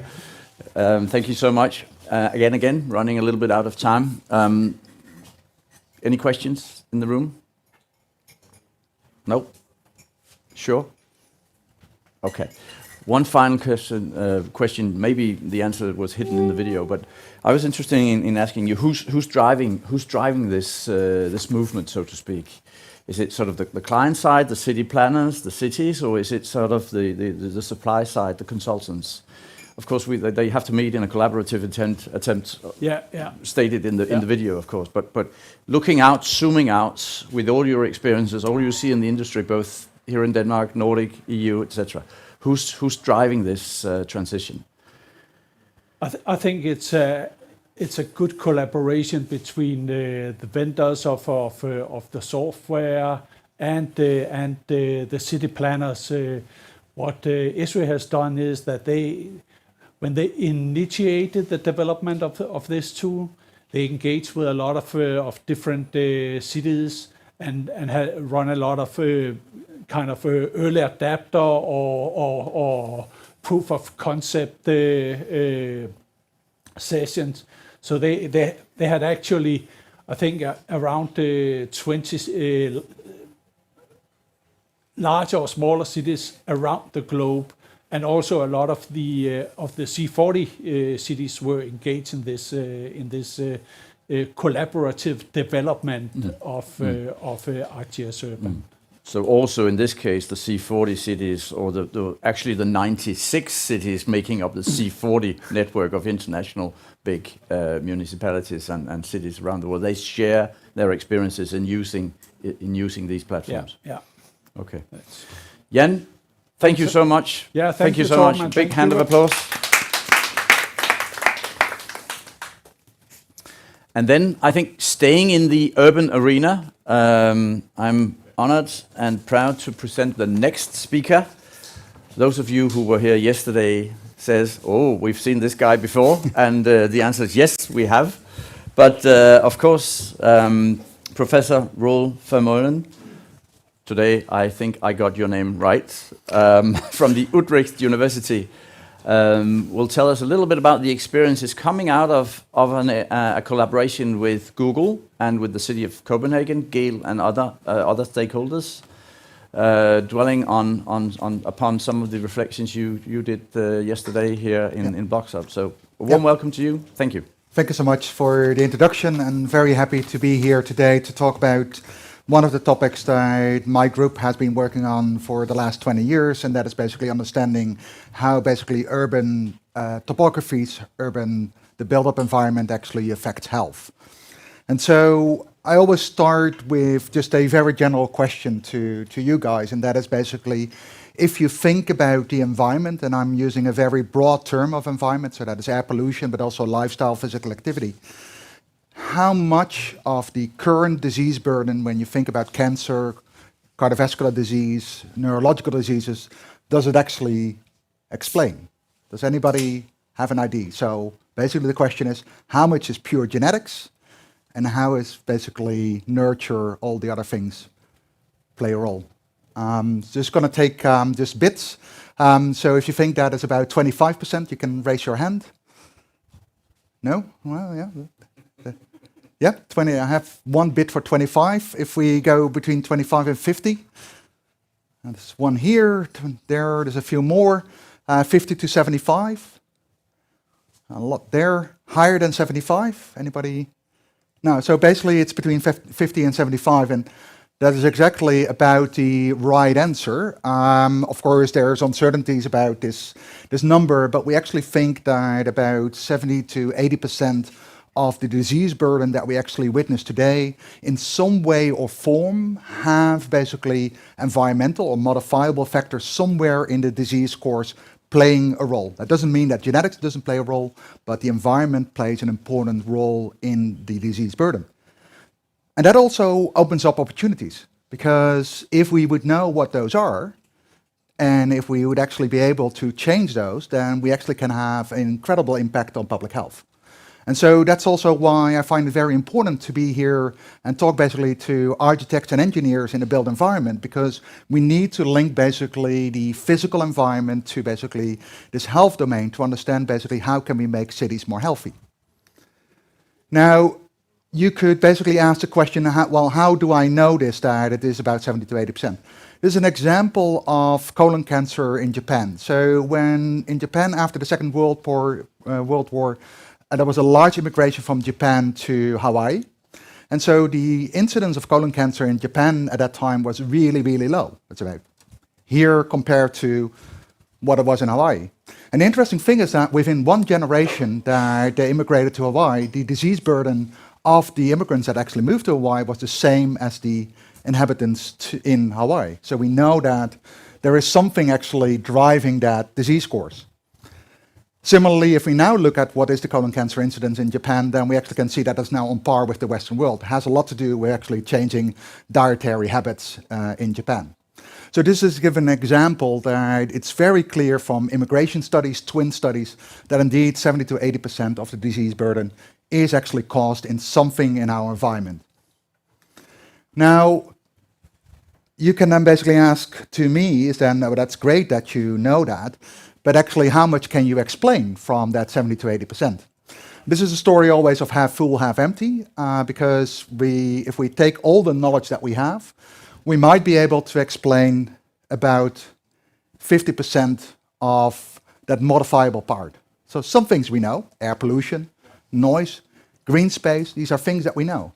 There's a lot of things that we don't know, and we don't know exactly what the impact is. And again, this is really the plea for today, is that we have to link basically the world of built environment to health, because we have to move to evidence-based planning from a health perspective. I don't know exactly how effective it is to have green space. I don't know exactly when you change basically bike lanes, how many people will actually bike more. What is actually the impact of that intervention? So a lot of things that we don't know. If we don't partner up together, I will never know what that is.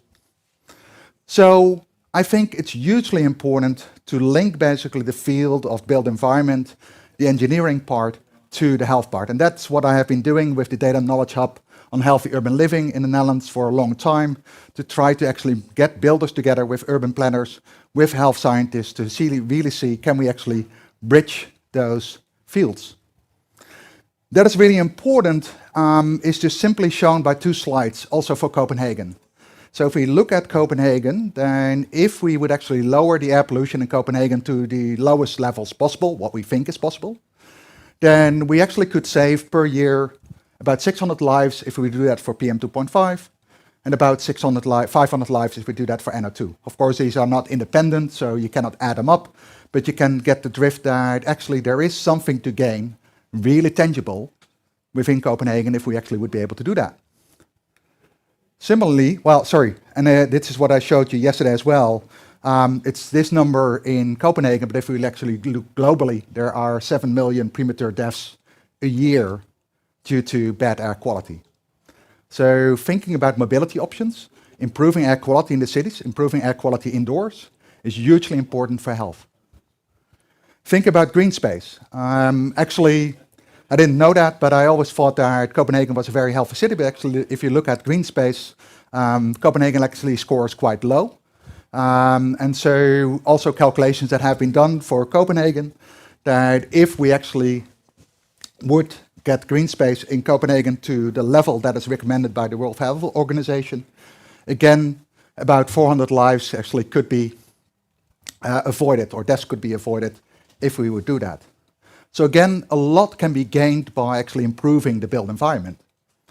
So why am I talking at a hackathon as this about this topic? And that is because in the end, the solution is not a my field. I'm looking at the health consequences. I understand how basically heat and cold, air quality, physical activity, noise, water quality relates to health. But what I cannot do is basically this part of this complex picture. In the end, all these resultants are in some way or form determined by the built environment. So if we really want to have solutions, it's not on my side, it is actually thinking about what can we do here that would make this a lot better. And so that's why I think this bridging needs to happen, because otherwise we actually don't make movements forward. Now, this is a rendering of a project that I'm involved in the Netherlands. This is called the Cartesius Triangle, a brownfield in Utrecht, which is repurposed for a residential area. And what is interesting is that the urban planners basically put forward that in this neighborhood, you would live 5 years longer in good health. So for me, that was interesting because for the first time, it was not about, is it affordable, is it sustainable? But actually, the pitch of the neighborhood was that if you move here, you live longer in good health. Of course, my scientific question was, well, how do you know that? How do we actually know that if you move there, you indeed gain 5 years in good health? And that's exactly the partnership. We come in, we basically share our knowledge about what we know about the environment, talk to urban planners to see what kind of design principles could be used to actually mitigate some of these problems or to enhance some of the good things, but then not leave, but stay. So we have adopted this neighborhood. So anybody that actually will move into this neighborhood, we will monitor for health, physical activity, and how they behave in this neighborhood to understand in about 5 or 10 years from now, do these design principles indeed work? Do people actually exert the behavior that we think they will do? So one of the ideas here is that the food environment is changed. So if you go to this neighborhood, you won't find basically the McDonald's, but you will find healthy food outlets. That's a great idea, but what we don't know is, of course, do you just basically go online and order your pizza and it's actually brought in from outside, or does actually the food behavior change? So these are the things that we want to learn. We want to learn basically, if we take questions afterwards, if that's okay. Do we want to learn basically, does these design principles really work? So that in the next plan, we actually can come up with more evidence-based guidance on how to develop newer and healthier cities. I showed you this yesterday. I mean, we know about negative effects and we know about positive effects. And indeed, as the last speaker said of Geoinfo, all this information can now be actually moved into digital twins. We actually can take the 3D environment and we can layer in a lot of this information. And we're doing that currently in the Netherlands by actually calculating what green space does for you in your plan. So that not your plans basically when you put forward are rated basically on sustainability, but you also can say, well, this plan is a healthier plan than the other plan. And that makes it for basically the governments, gives that basically leeway to think about how to select plans. Now, it's not only about the physical environment. As I said, for the food environment, it is the interplay between how we design and what the behavior of people is within that design.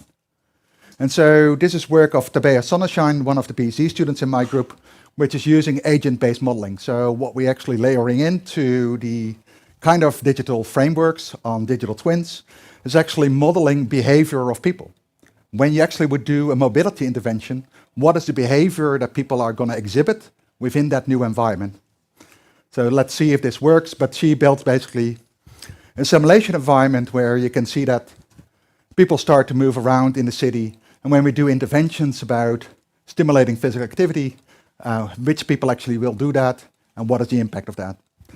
So I think one of the things that would be really interesting with Geoinfo is to see basically, can we actually integrate behavioral models within these geospatial models?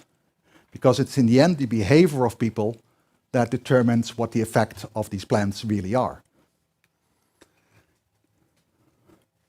Now, as I said yesterday, when we want to make basically healthier cities, we have to explicitly be able to link at a very hyperlocal scale information about the environment, information on health, to urban design.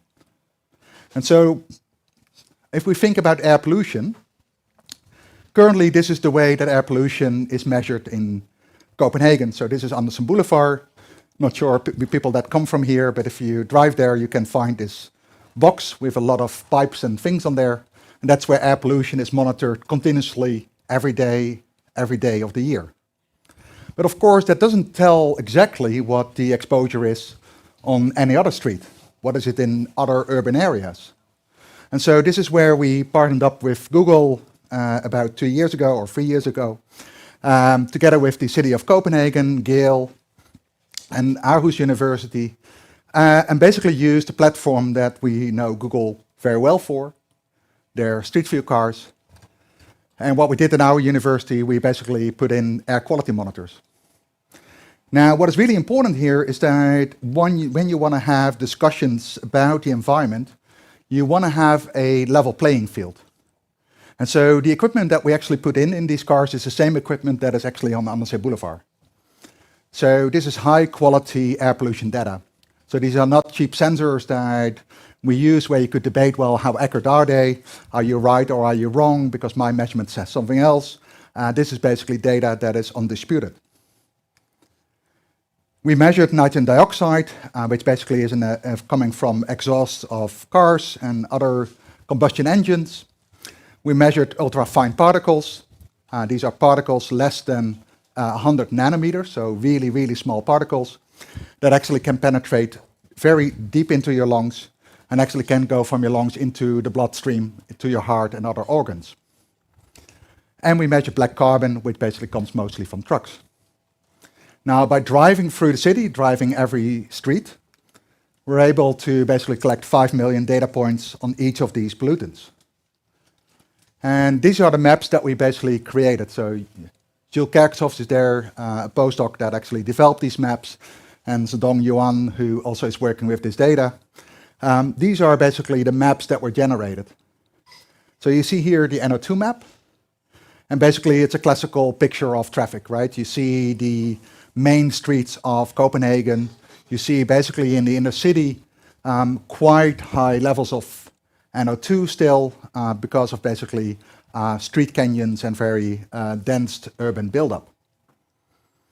When we look at ultrafine particles, the picture is a little bit different. We see again the roads, the main roads coming up. But you might also see that here in the south of Copenhagen, there are high UFP levels, and that is because, well, you all know that basically to the south there's the airport, and the airport actually contributes to ultrafine particles in towards the city.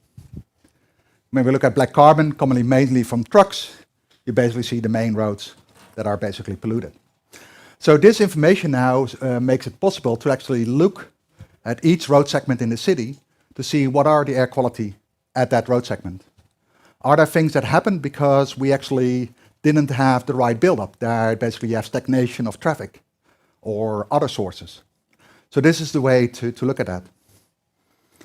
Now, that's nice, but of course it doesn't end with maps, because the maps are informative, but in the end we have to think about how do we actually make those maps actionable?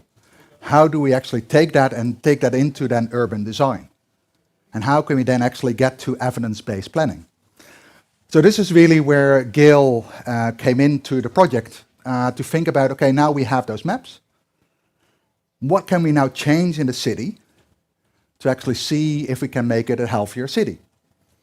So they basically took the maps that we made. So this is basically ultrafine particles. The lower, the more yellow, the lower, the red, the higher the air pollution levels are. And basically said, okay, now we have this map. So this is a measured every street map. They then basically said, okay, well, now we have to understand that behavioral part that I talked about with agent-based modeling. We have to know, where are the people? Where are the children in this case?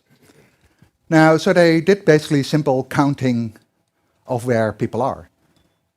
Now, one of the really interesting things would be, because this is still done very manually, that there are also applications now where we actually can count people on the streets, we can count traffic. And so this might be something else within the built environment to see if these kind of solutions can be used to actually do automatic counting of where people are in time. Now, they did this manually and basically said, okay, well, most of the children are frequently here and there, less here, and so on. And when you put those two things together, then of course you get a picture where you can say, okay, we have places where we have bad air quality, but also where the children frequent the whole time. So can we separate those, or can we lower the exposure levels at those places where the children are? And so that's basically what the idea was. Can we reduce it at places where we have a lot of children and bad air quality?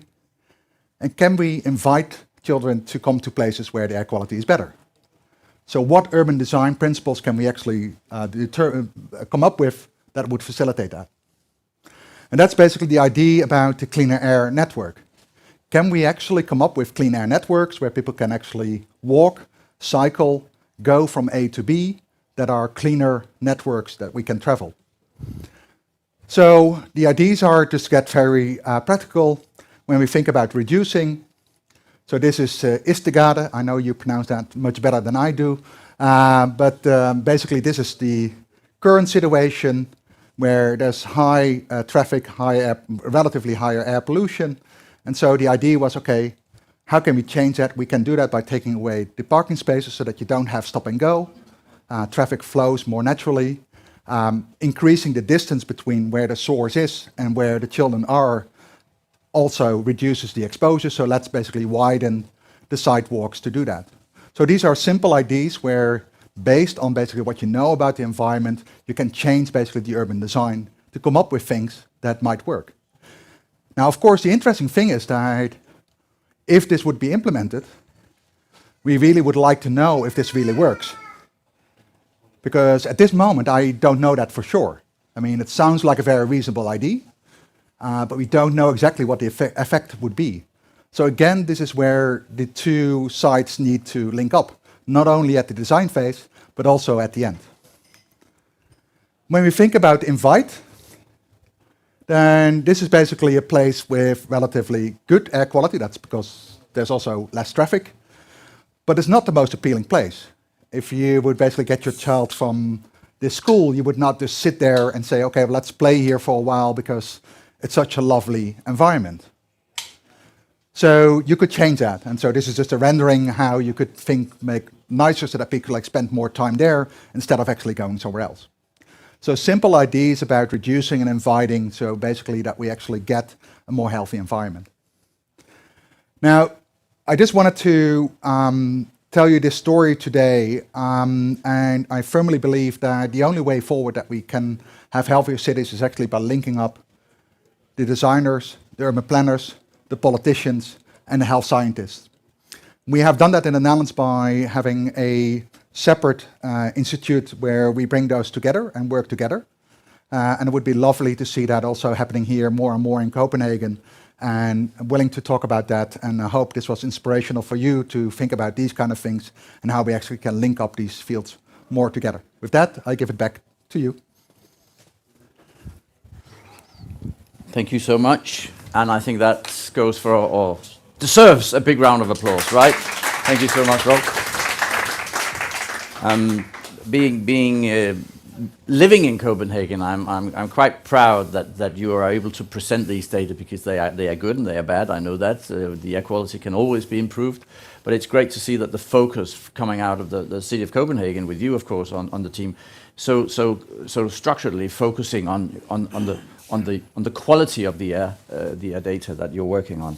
So that's great. And I think you posed a question to yourself or to the audience at one point in your keynote here, saying, why am I here on the AEC Hackathon? And I think you more or less gave the answer yourself. This is not a question, it's just a reflection, because you told us this afternoon that we're all part of a system, right? And we could design the urban form in one way, and we can create an impact in good directions and bad directions. But if we want to create a livable city, which is what we want to do, not only here in Copenhagen, but everywhere, I think. Yeah. We need to go back in that system to look at, okay, how do we design the most health buildings, and the sort of the best and most optimal building and urban forms in order to create that result of creating livable cities. So thank you for that systemic introduction. That was fantastic. I have to pose out and ask if there are any questions. Any questions? There are numerous questions. So was that you, number one? Okay, I'm just gonna hand over the microphone. Please. Thank you. My name is Sarah. I work as a technology consultant at Fab Lab Hoek, Roskilde University. And I have a very specific question. I was wondering how you make sure that only health food stores pop up in this neighborhood. Because I'm educated as an urban planner, and that's a question. Yeah. It's a very good question, and one of the interesting things is about when you think about urban design, is you can design things, right? But in reality, things actually may work out differently. And so one of the things that we also look at is basically transformative change. In the sense, basically, you have the politicians, everybody, the stakeholders, the same idea about what you want to implement. When you go back to the food environment, it's interesting. In the Netherlands, and I'm not sure how it's in Denmark, legally, you cannot basically do this. You cannot say, you as a McDonald's cannot come here and we only want something that is healthy. However, if the building and property is owned by a building developer, the building developer can. Because they can say, well, this is the plan, the vision that we have for this building, and this is basically the companies that we select to be in that building. And so that's why in this particular case, that has happened.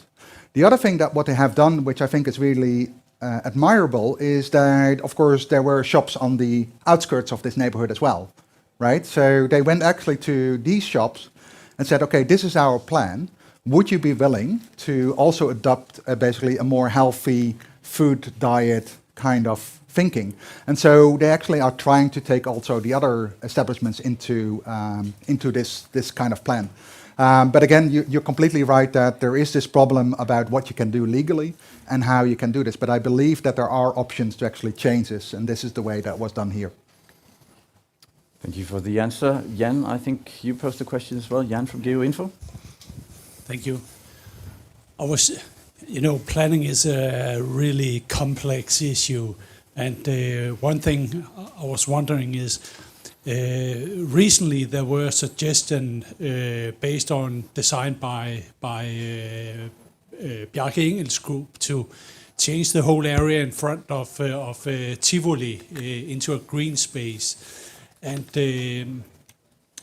when you look at these suggestions and your measurements and so on, how would you know that you do not sub-optimize for the city as a whole when you change areas and you move traffic? We don't know if people will get rid of their cars or minimize the traffic in the city.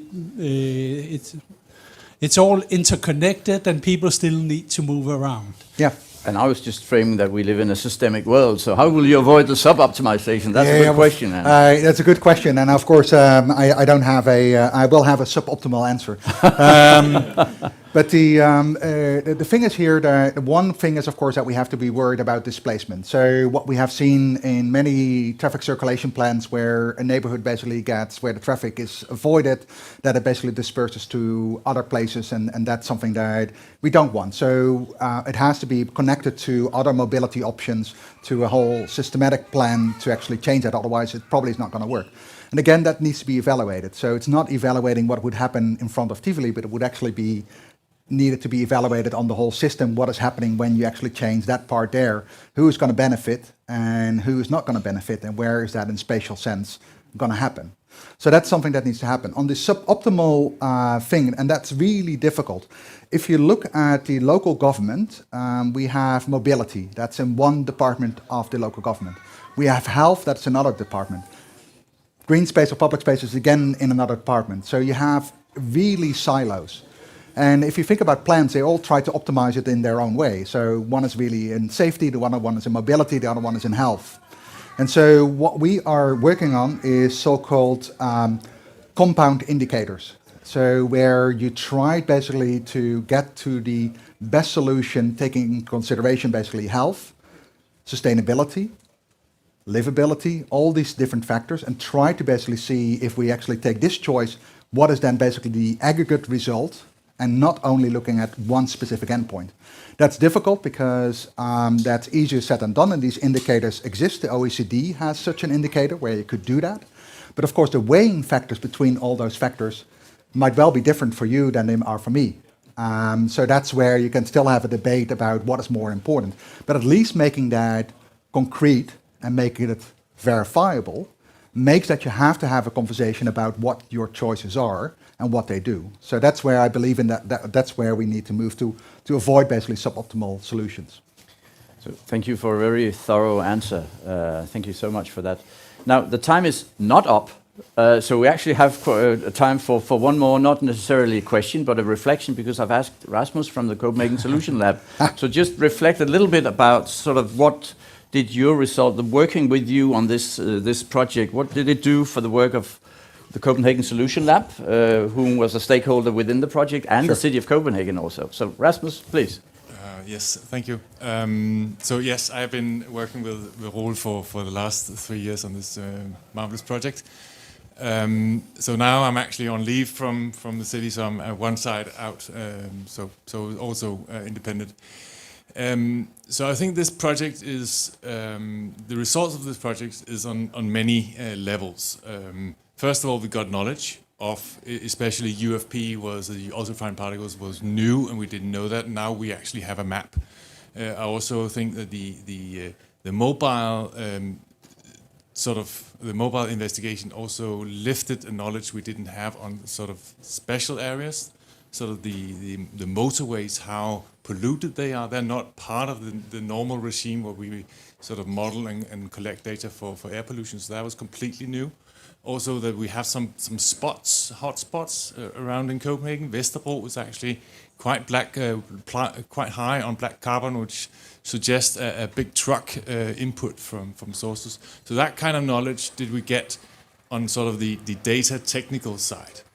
Then I think we published a map when we have C40, the sort of the temporary midway sort of sketch map. When the C40 summit was held in 19. And publishing such a map has had a really big impact on sort of the recognition of air pollution as an element in the city. We have statistics or analysis of that shows that we have 400 premature deaths per year. Roel has just updated that to roughly 600, but we have, when we count Copenhagen and Frederiksberg cities, municipalities, 3,500 deaths per year. So it's actually quite a substantial number of people that have death related to citizens. So that sort of recognition dawned on people and said, this is actually not just something we have a feeling about, but actually we are a right to have the feeling. And sort of that popular sort of investigation and interest is very important in the democratic sense. It sort of pops up and push to people. So we have, exactly as Roel said on the suboptimal, you have had the Lord Mayor interested in all of a sudden very much into to air pollution. We have the health mayor very much into health pollution, and also the techno-environmental mayor very much interested in. So the political awareness, the popular awareness of air pollution from making such maps is, I think, an element, an engagement element you tend to overlook when you look at maps and all the technical and so on going on. But really, sort of the engagement part of it is one of the really important ones. And then we had some bills, sort of child safe zones, and sort of that it was put into the political system as well. So there are also some initiatives coming out. I think those two other elements is really important. Thank you so much, Rasmus, and I think I can just echo the political part, and we have a local election coming up, and it's not just the Lord Mayor, I think it's the whole City Council really focusing on air quality as an ingredient of creating a livable city, as I said. So ending here, the ending note I think was to go back to your maps, your notions on reducing and inviting. And I was just thinking along the lines of, we have these apps for shortest routes and apps for scenic routes. Last year at the AEC Hackathon, one of the winners was an app created for the safest routes. And I think maybe next year one of the challenges could be for one of the cleanest routes, if it's not already being done as we speak. It's as we speak programmed somewhere between Copenhagen and... anyway, there's a group working on it. But that's great. We don't have to wait until next year. It's being done as we speak. Thank you so much, Roel. Thank you. And a big round of applause to you. Thank you so much.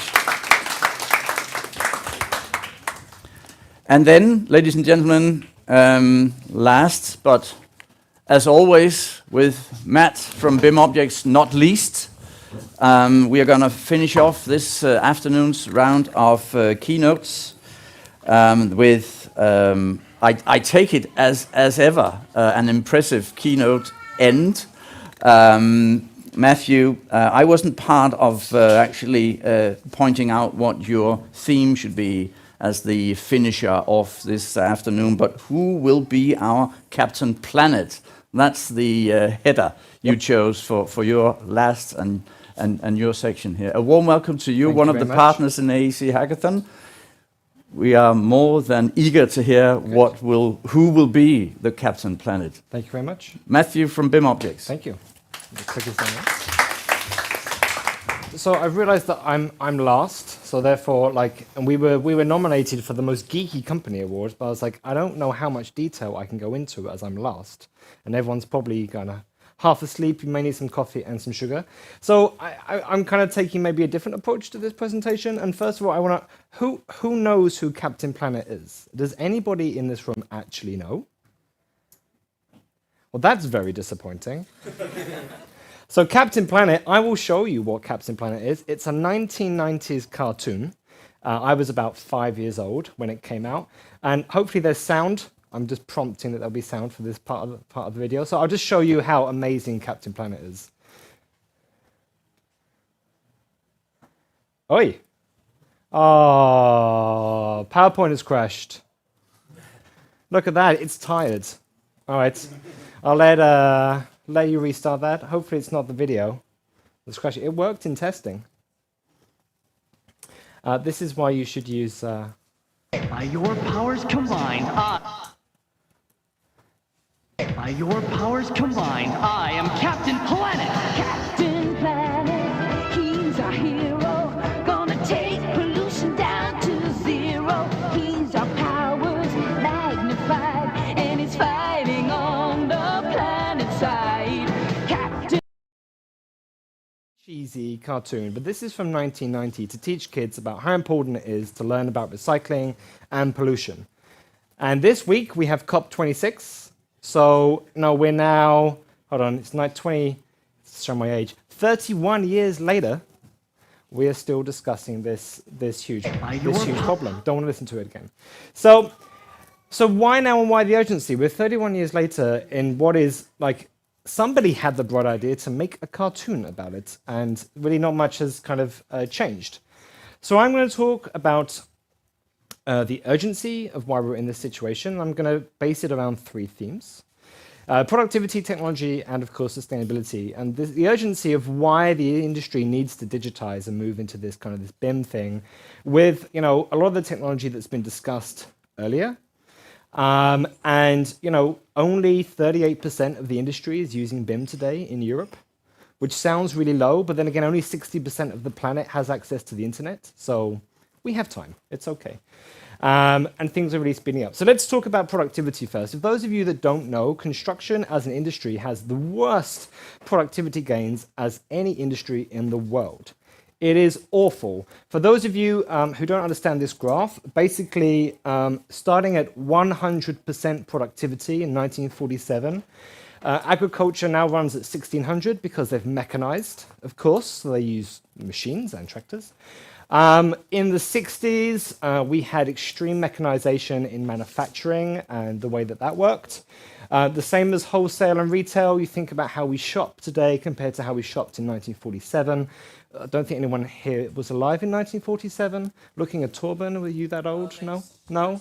Thank you. No? Okay, just checking. But you can see construction down the bottom has lost productivity over time. So this is basically for every hour we worked in 1947 on output is the same hour we get today. So that's not great.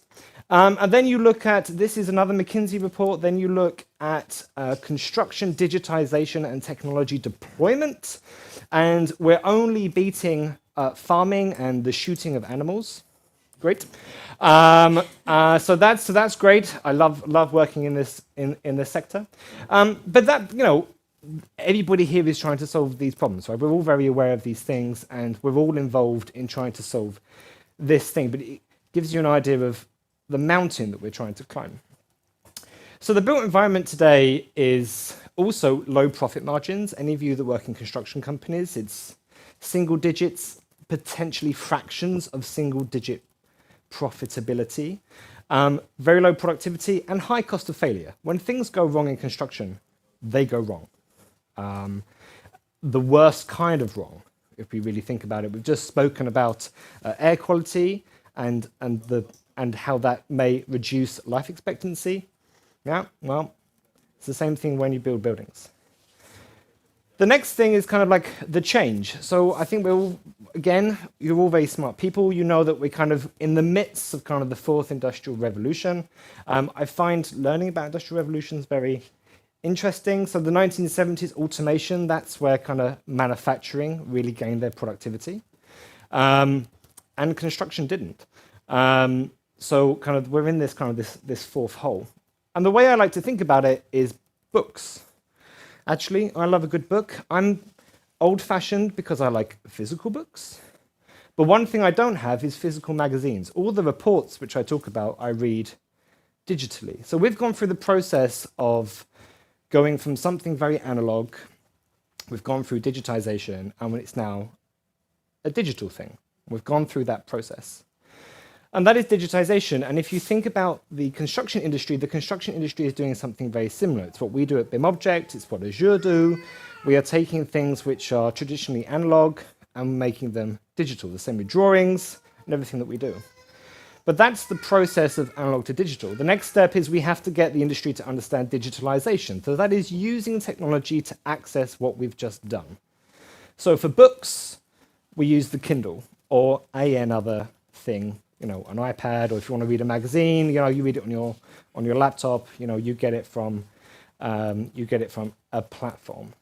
And the third thing is the most important thing, and that is digital transformation. How do these two things change us as people? How do they change our behavior as a society? And how do they make us think about the way in which we access data, technology, consume it, share it, fall in love with it, hate it, whatever you want to do? And if you think about the business to consumer market, that has basically happened in virtually all aspects of our life. When you book a holiday, I'm pretty sure you don't ring every hotel and do your own little spreadsheet on paper to identify which is the best value room, the star ratings. No, you go to booking.com or hotels.com. Most of you will probably use Spotify or Apple Music, Netflix to consume content, and even the traditional TV channels are trying to do the same. So we are consuming things in a very different way. We don't go to the library anymore, we go to Google. Google is our new library to find stuff. And this has to happen in construction too. This behavior, the entire generation of people coming into the workplace, this is second nature to them. They don't understand any other type of system. And construction has to move to that. It has to move to the commoditization of data to be consumed because of that movement. The third reason for urgency is we're playing golf and the planet is on fire, basically, right now. And I think we've all agreed that global warming is a thing, right? I'm going to nod. Because the Earth is getting hotter. This is a fantastic example of the average degrees over 150 years. This image was actually being used by the BBC for their COP26 coverage. It's from a university in the UK. So we kind of all agreed that things are not looking so great. And click, cool.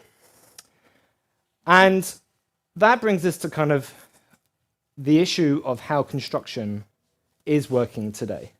So according to McKinsey, again, 98% of all our global projects are late or cost more than planned. Amazingly, the exception is the Öresunds Bridge, which was actually 3 months early and under budget. And it is the most impressive engineering project in the world, in my humble opinion. So congratulations to the Swedes and the Danes for that. So this is a huge problem for us. And that cost is about 80%.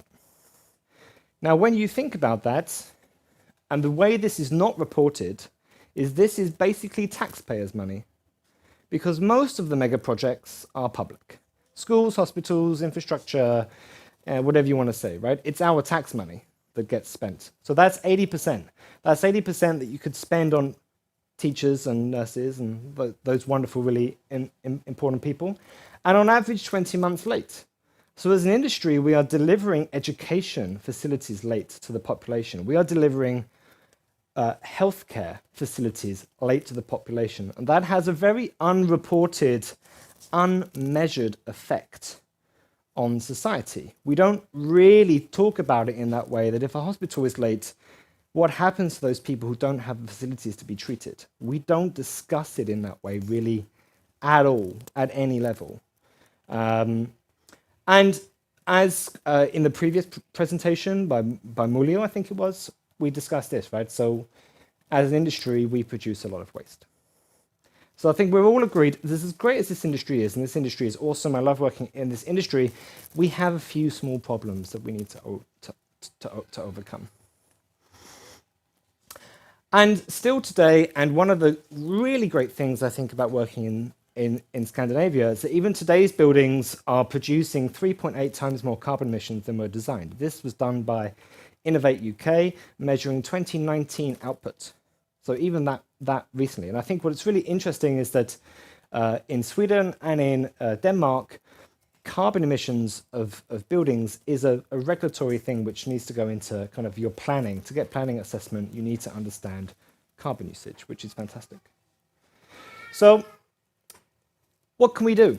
Well, I think as consumers and as people, one of the things that I get really excited about is like, oh, these are such big problems. How do I break it down and how do I become part of the solution? Well, first of all, you can decide where you spend your money as a consumer. So you can decide whether you buy organic or not, which is not always a choice for some people, or what car you buy. You buy an electric car, you buy a Tesla. That's great, buy a Tesla. Don't buy a car, buy a Christiania bike, an electric one. That's even better, because you live in a city, right? You don't need a car. The next thing, you can protest. We are very lucky we live in countries where you're able to protest right now.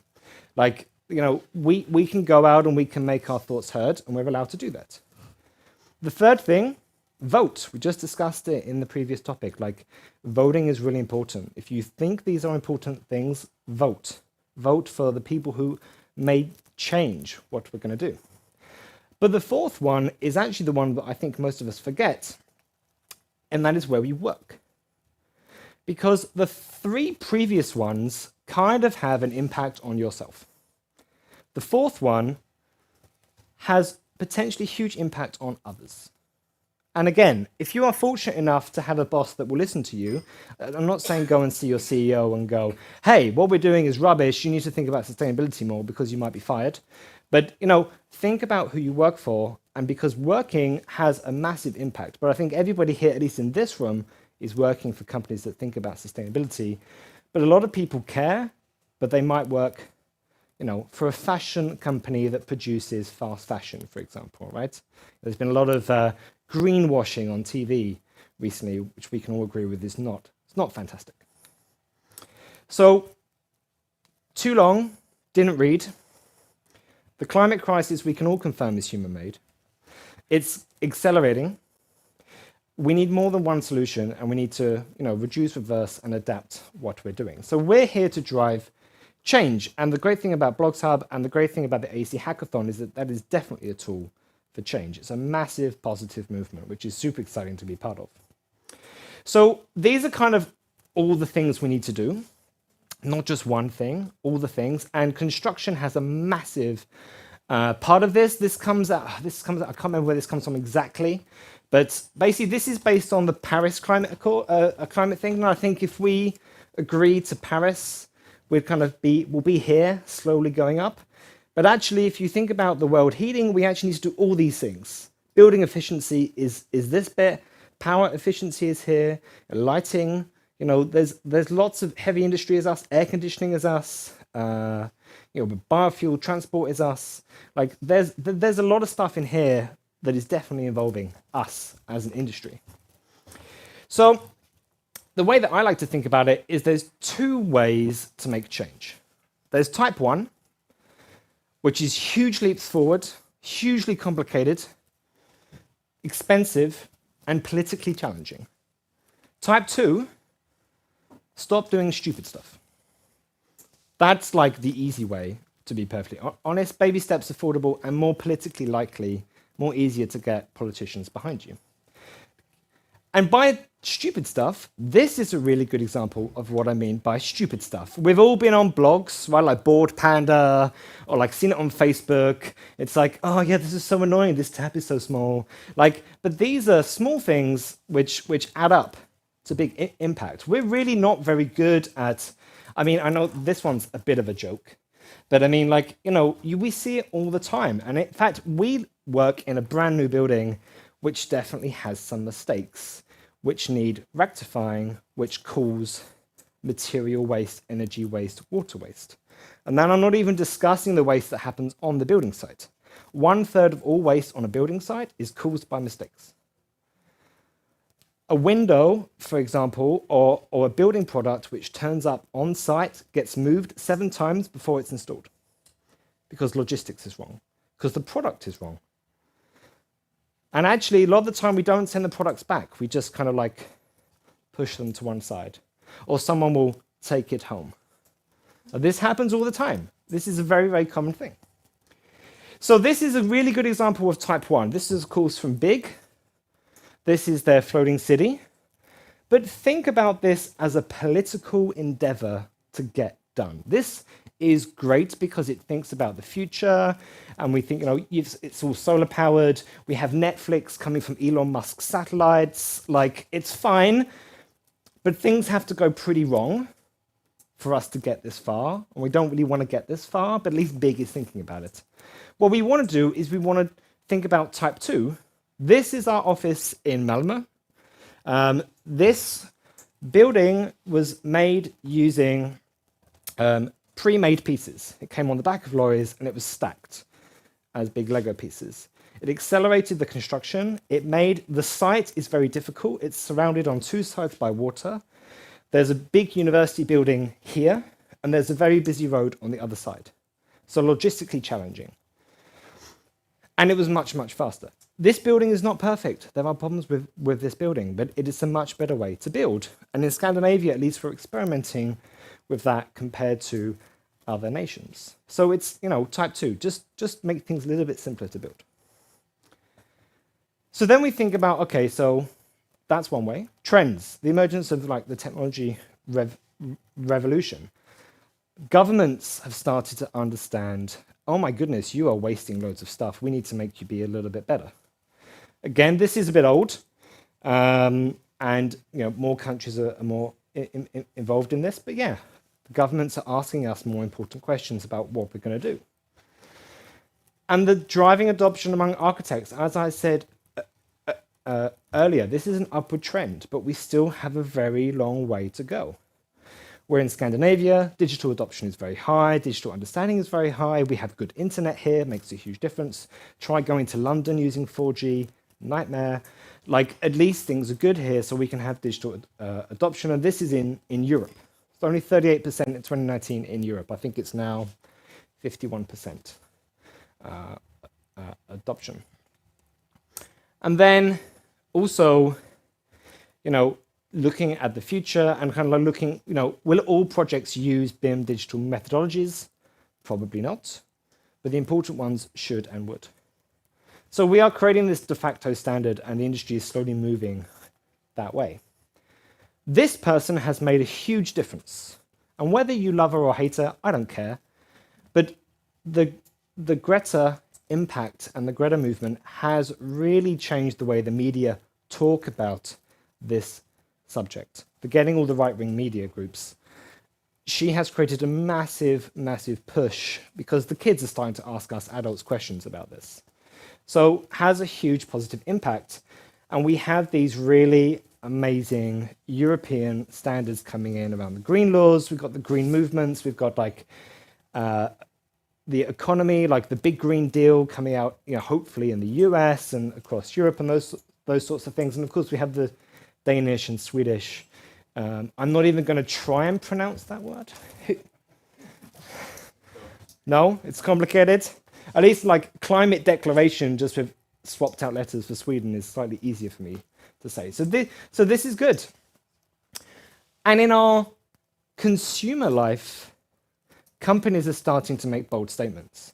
Volvo has stated it will only make electric cars by 2030. That is a bold statement. That's 9 years away, but that is assuming that everyone, globally will want electric cars and the electric infrastructure to charge a car will be there globally. They're a global company, and there's a lot of countries that don't have any charging points just yet.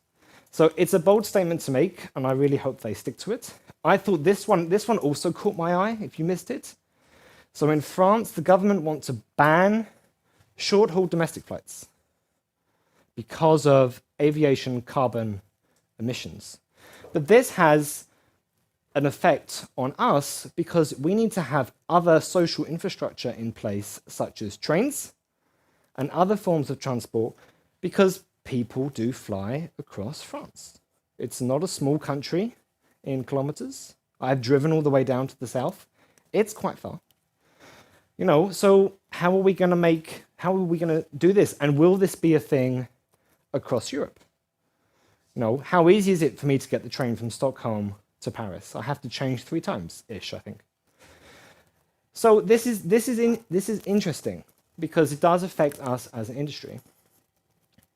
And we've actually done a little report around this. You can go and download it for free on BIMobject. We've done a little study of the EU climate law, how we think it's going to affect the industry. Some interesting stuff.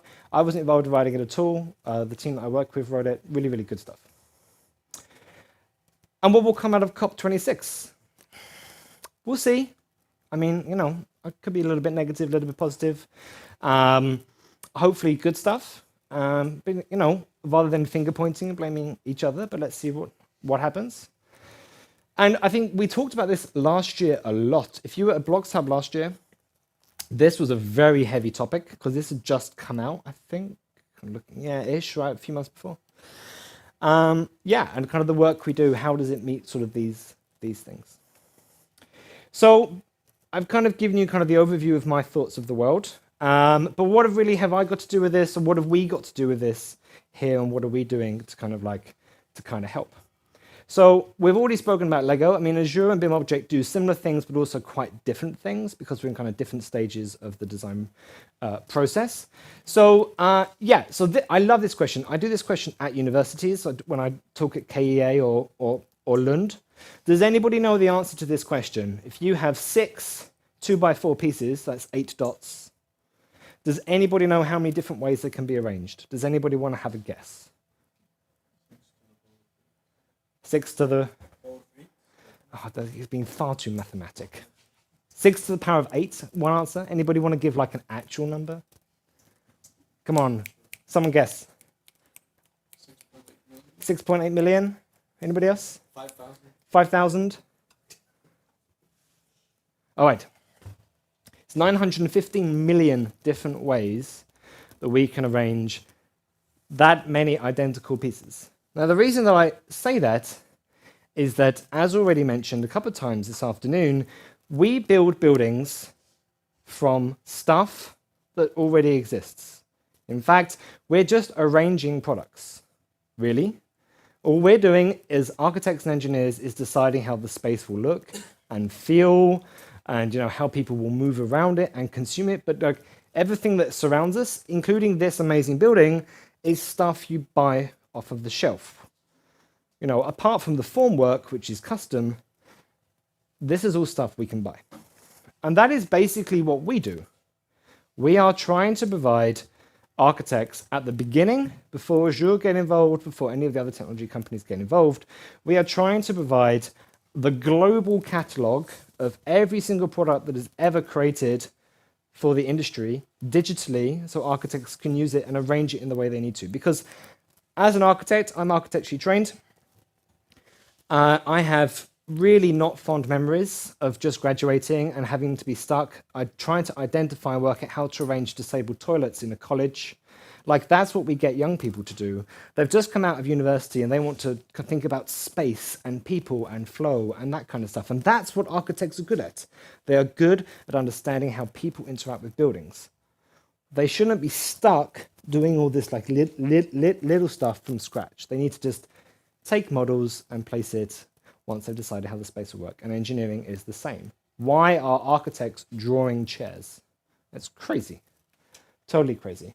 And we work with all these companies, and we are trying to get them to understand the digitalization process, and we are trying to bring all the information and the data to the architects and the engineer. That is our goal, and that is our aim.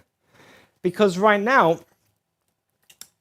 these people who provide us with all this stuff, which we're surrounded by, get involved quite late on in the standard process.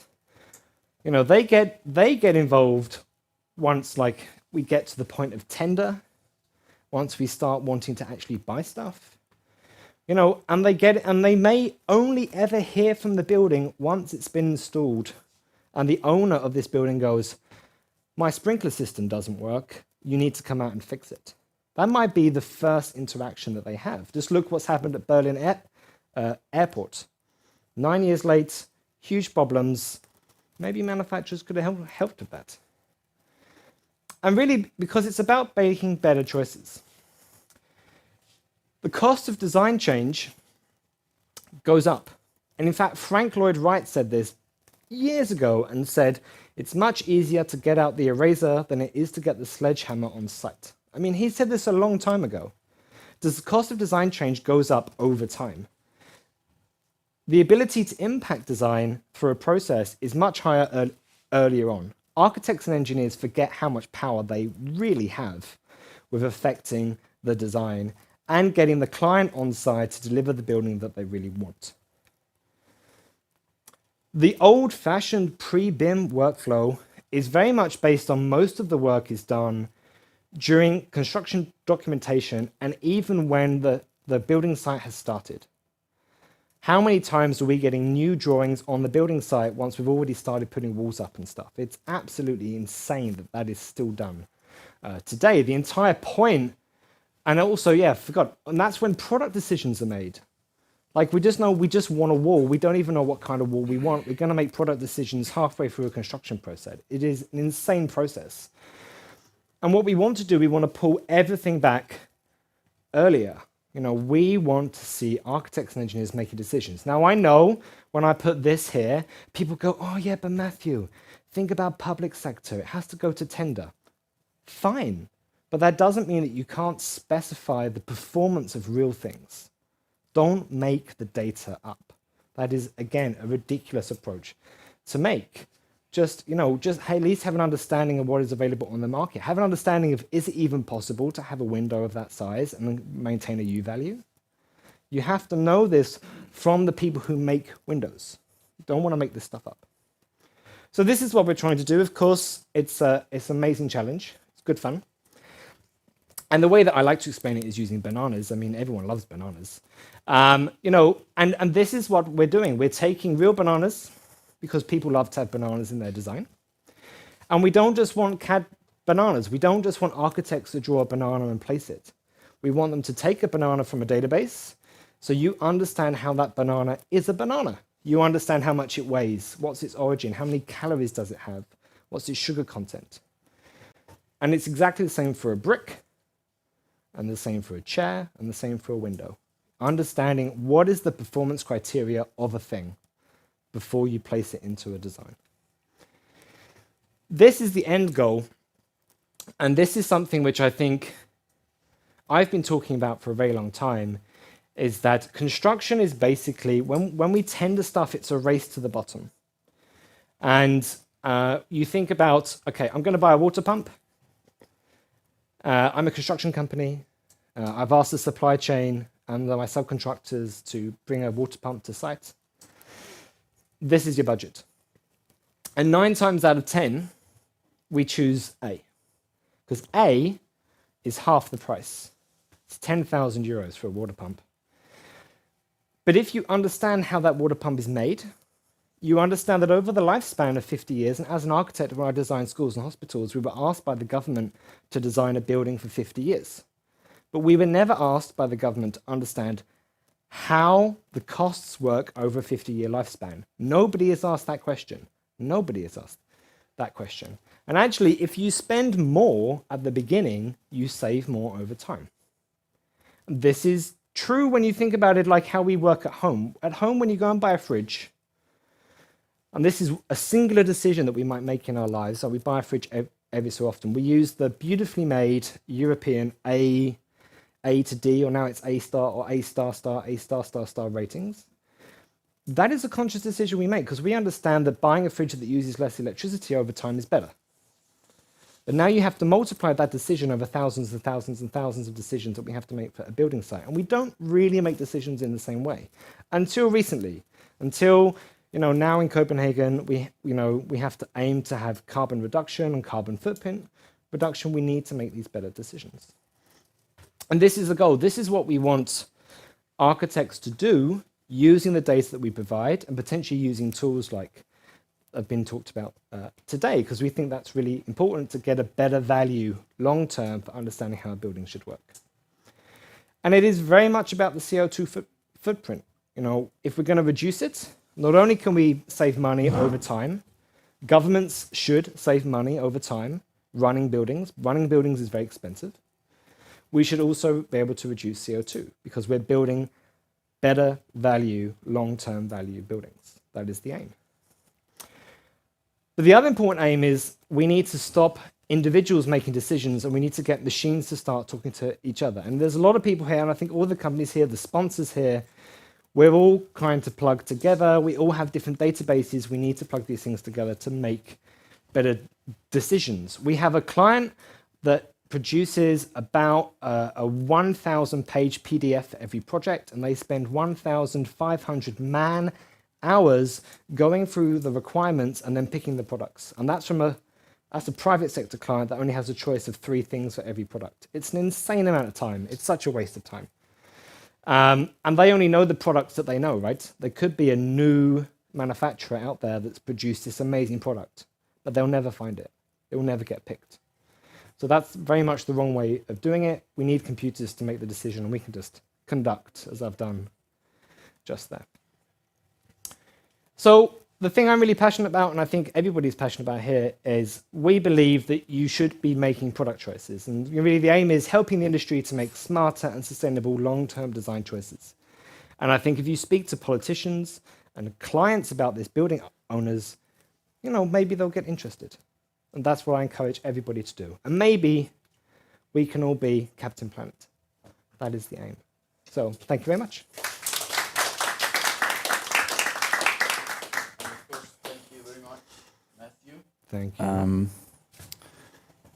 I think if you broaden it out, who is the Captain Planet? I think listening to your fantastic outro here this afternoon and the way you zoomed out initially in your presentation, I think the true Captain Planet is the will to change. Absolutely. So with that, I salute you. Thank you so much for landing this afternoon in the right way. Before we applaud Matthew, I would like to introduce to you two other people who have throughout the afternoon worked behind the scenes. Yeah, absolutely. So Mark, Lasse, could you please come out here? I would like to see your faces then. Let's give them a big hand of applause as well. Thank you for handling the tech this afternoon. That was great. Thank you for attending. And of course, Matthew, thank you for this great outro. There will be some drinks over there, and a little later there will be dinner, of course. But let's rest the ears for a second now, and then share the clean air, outside clean air with me on the terrace if you feel like it, or have a drink in the bar. Thanks for attending this afternoon. Thank you.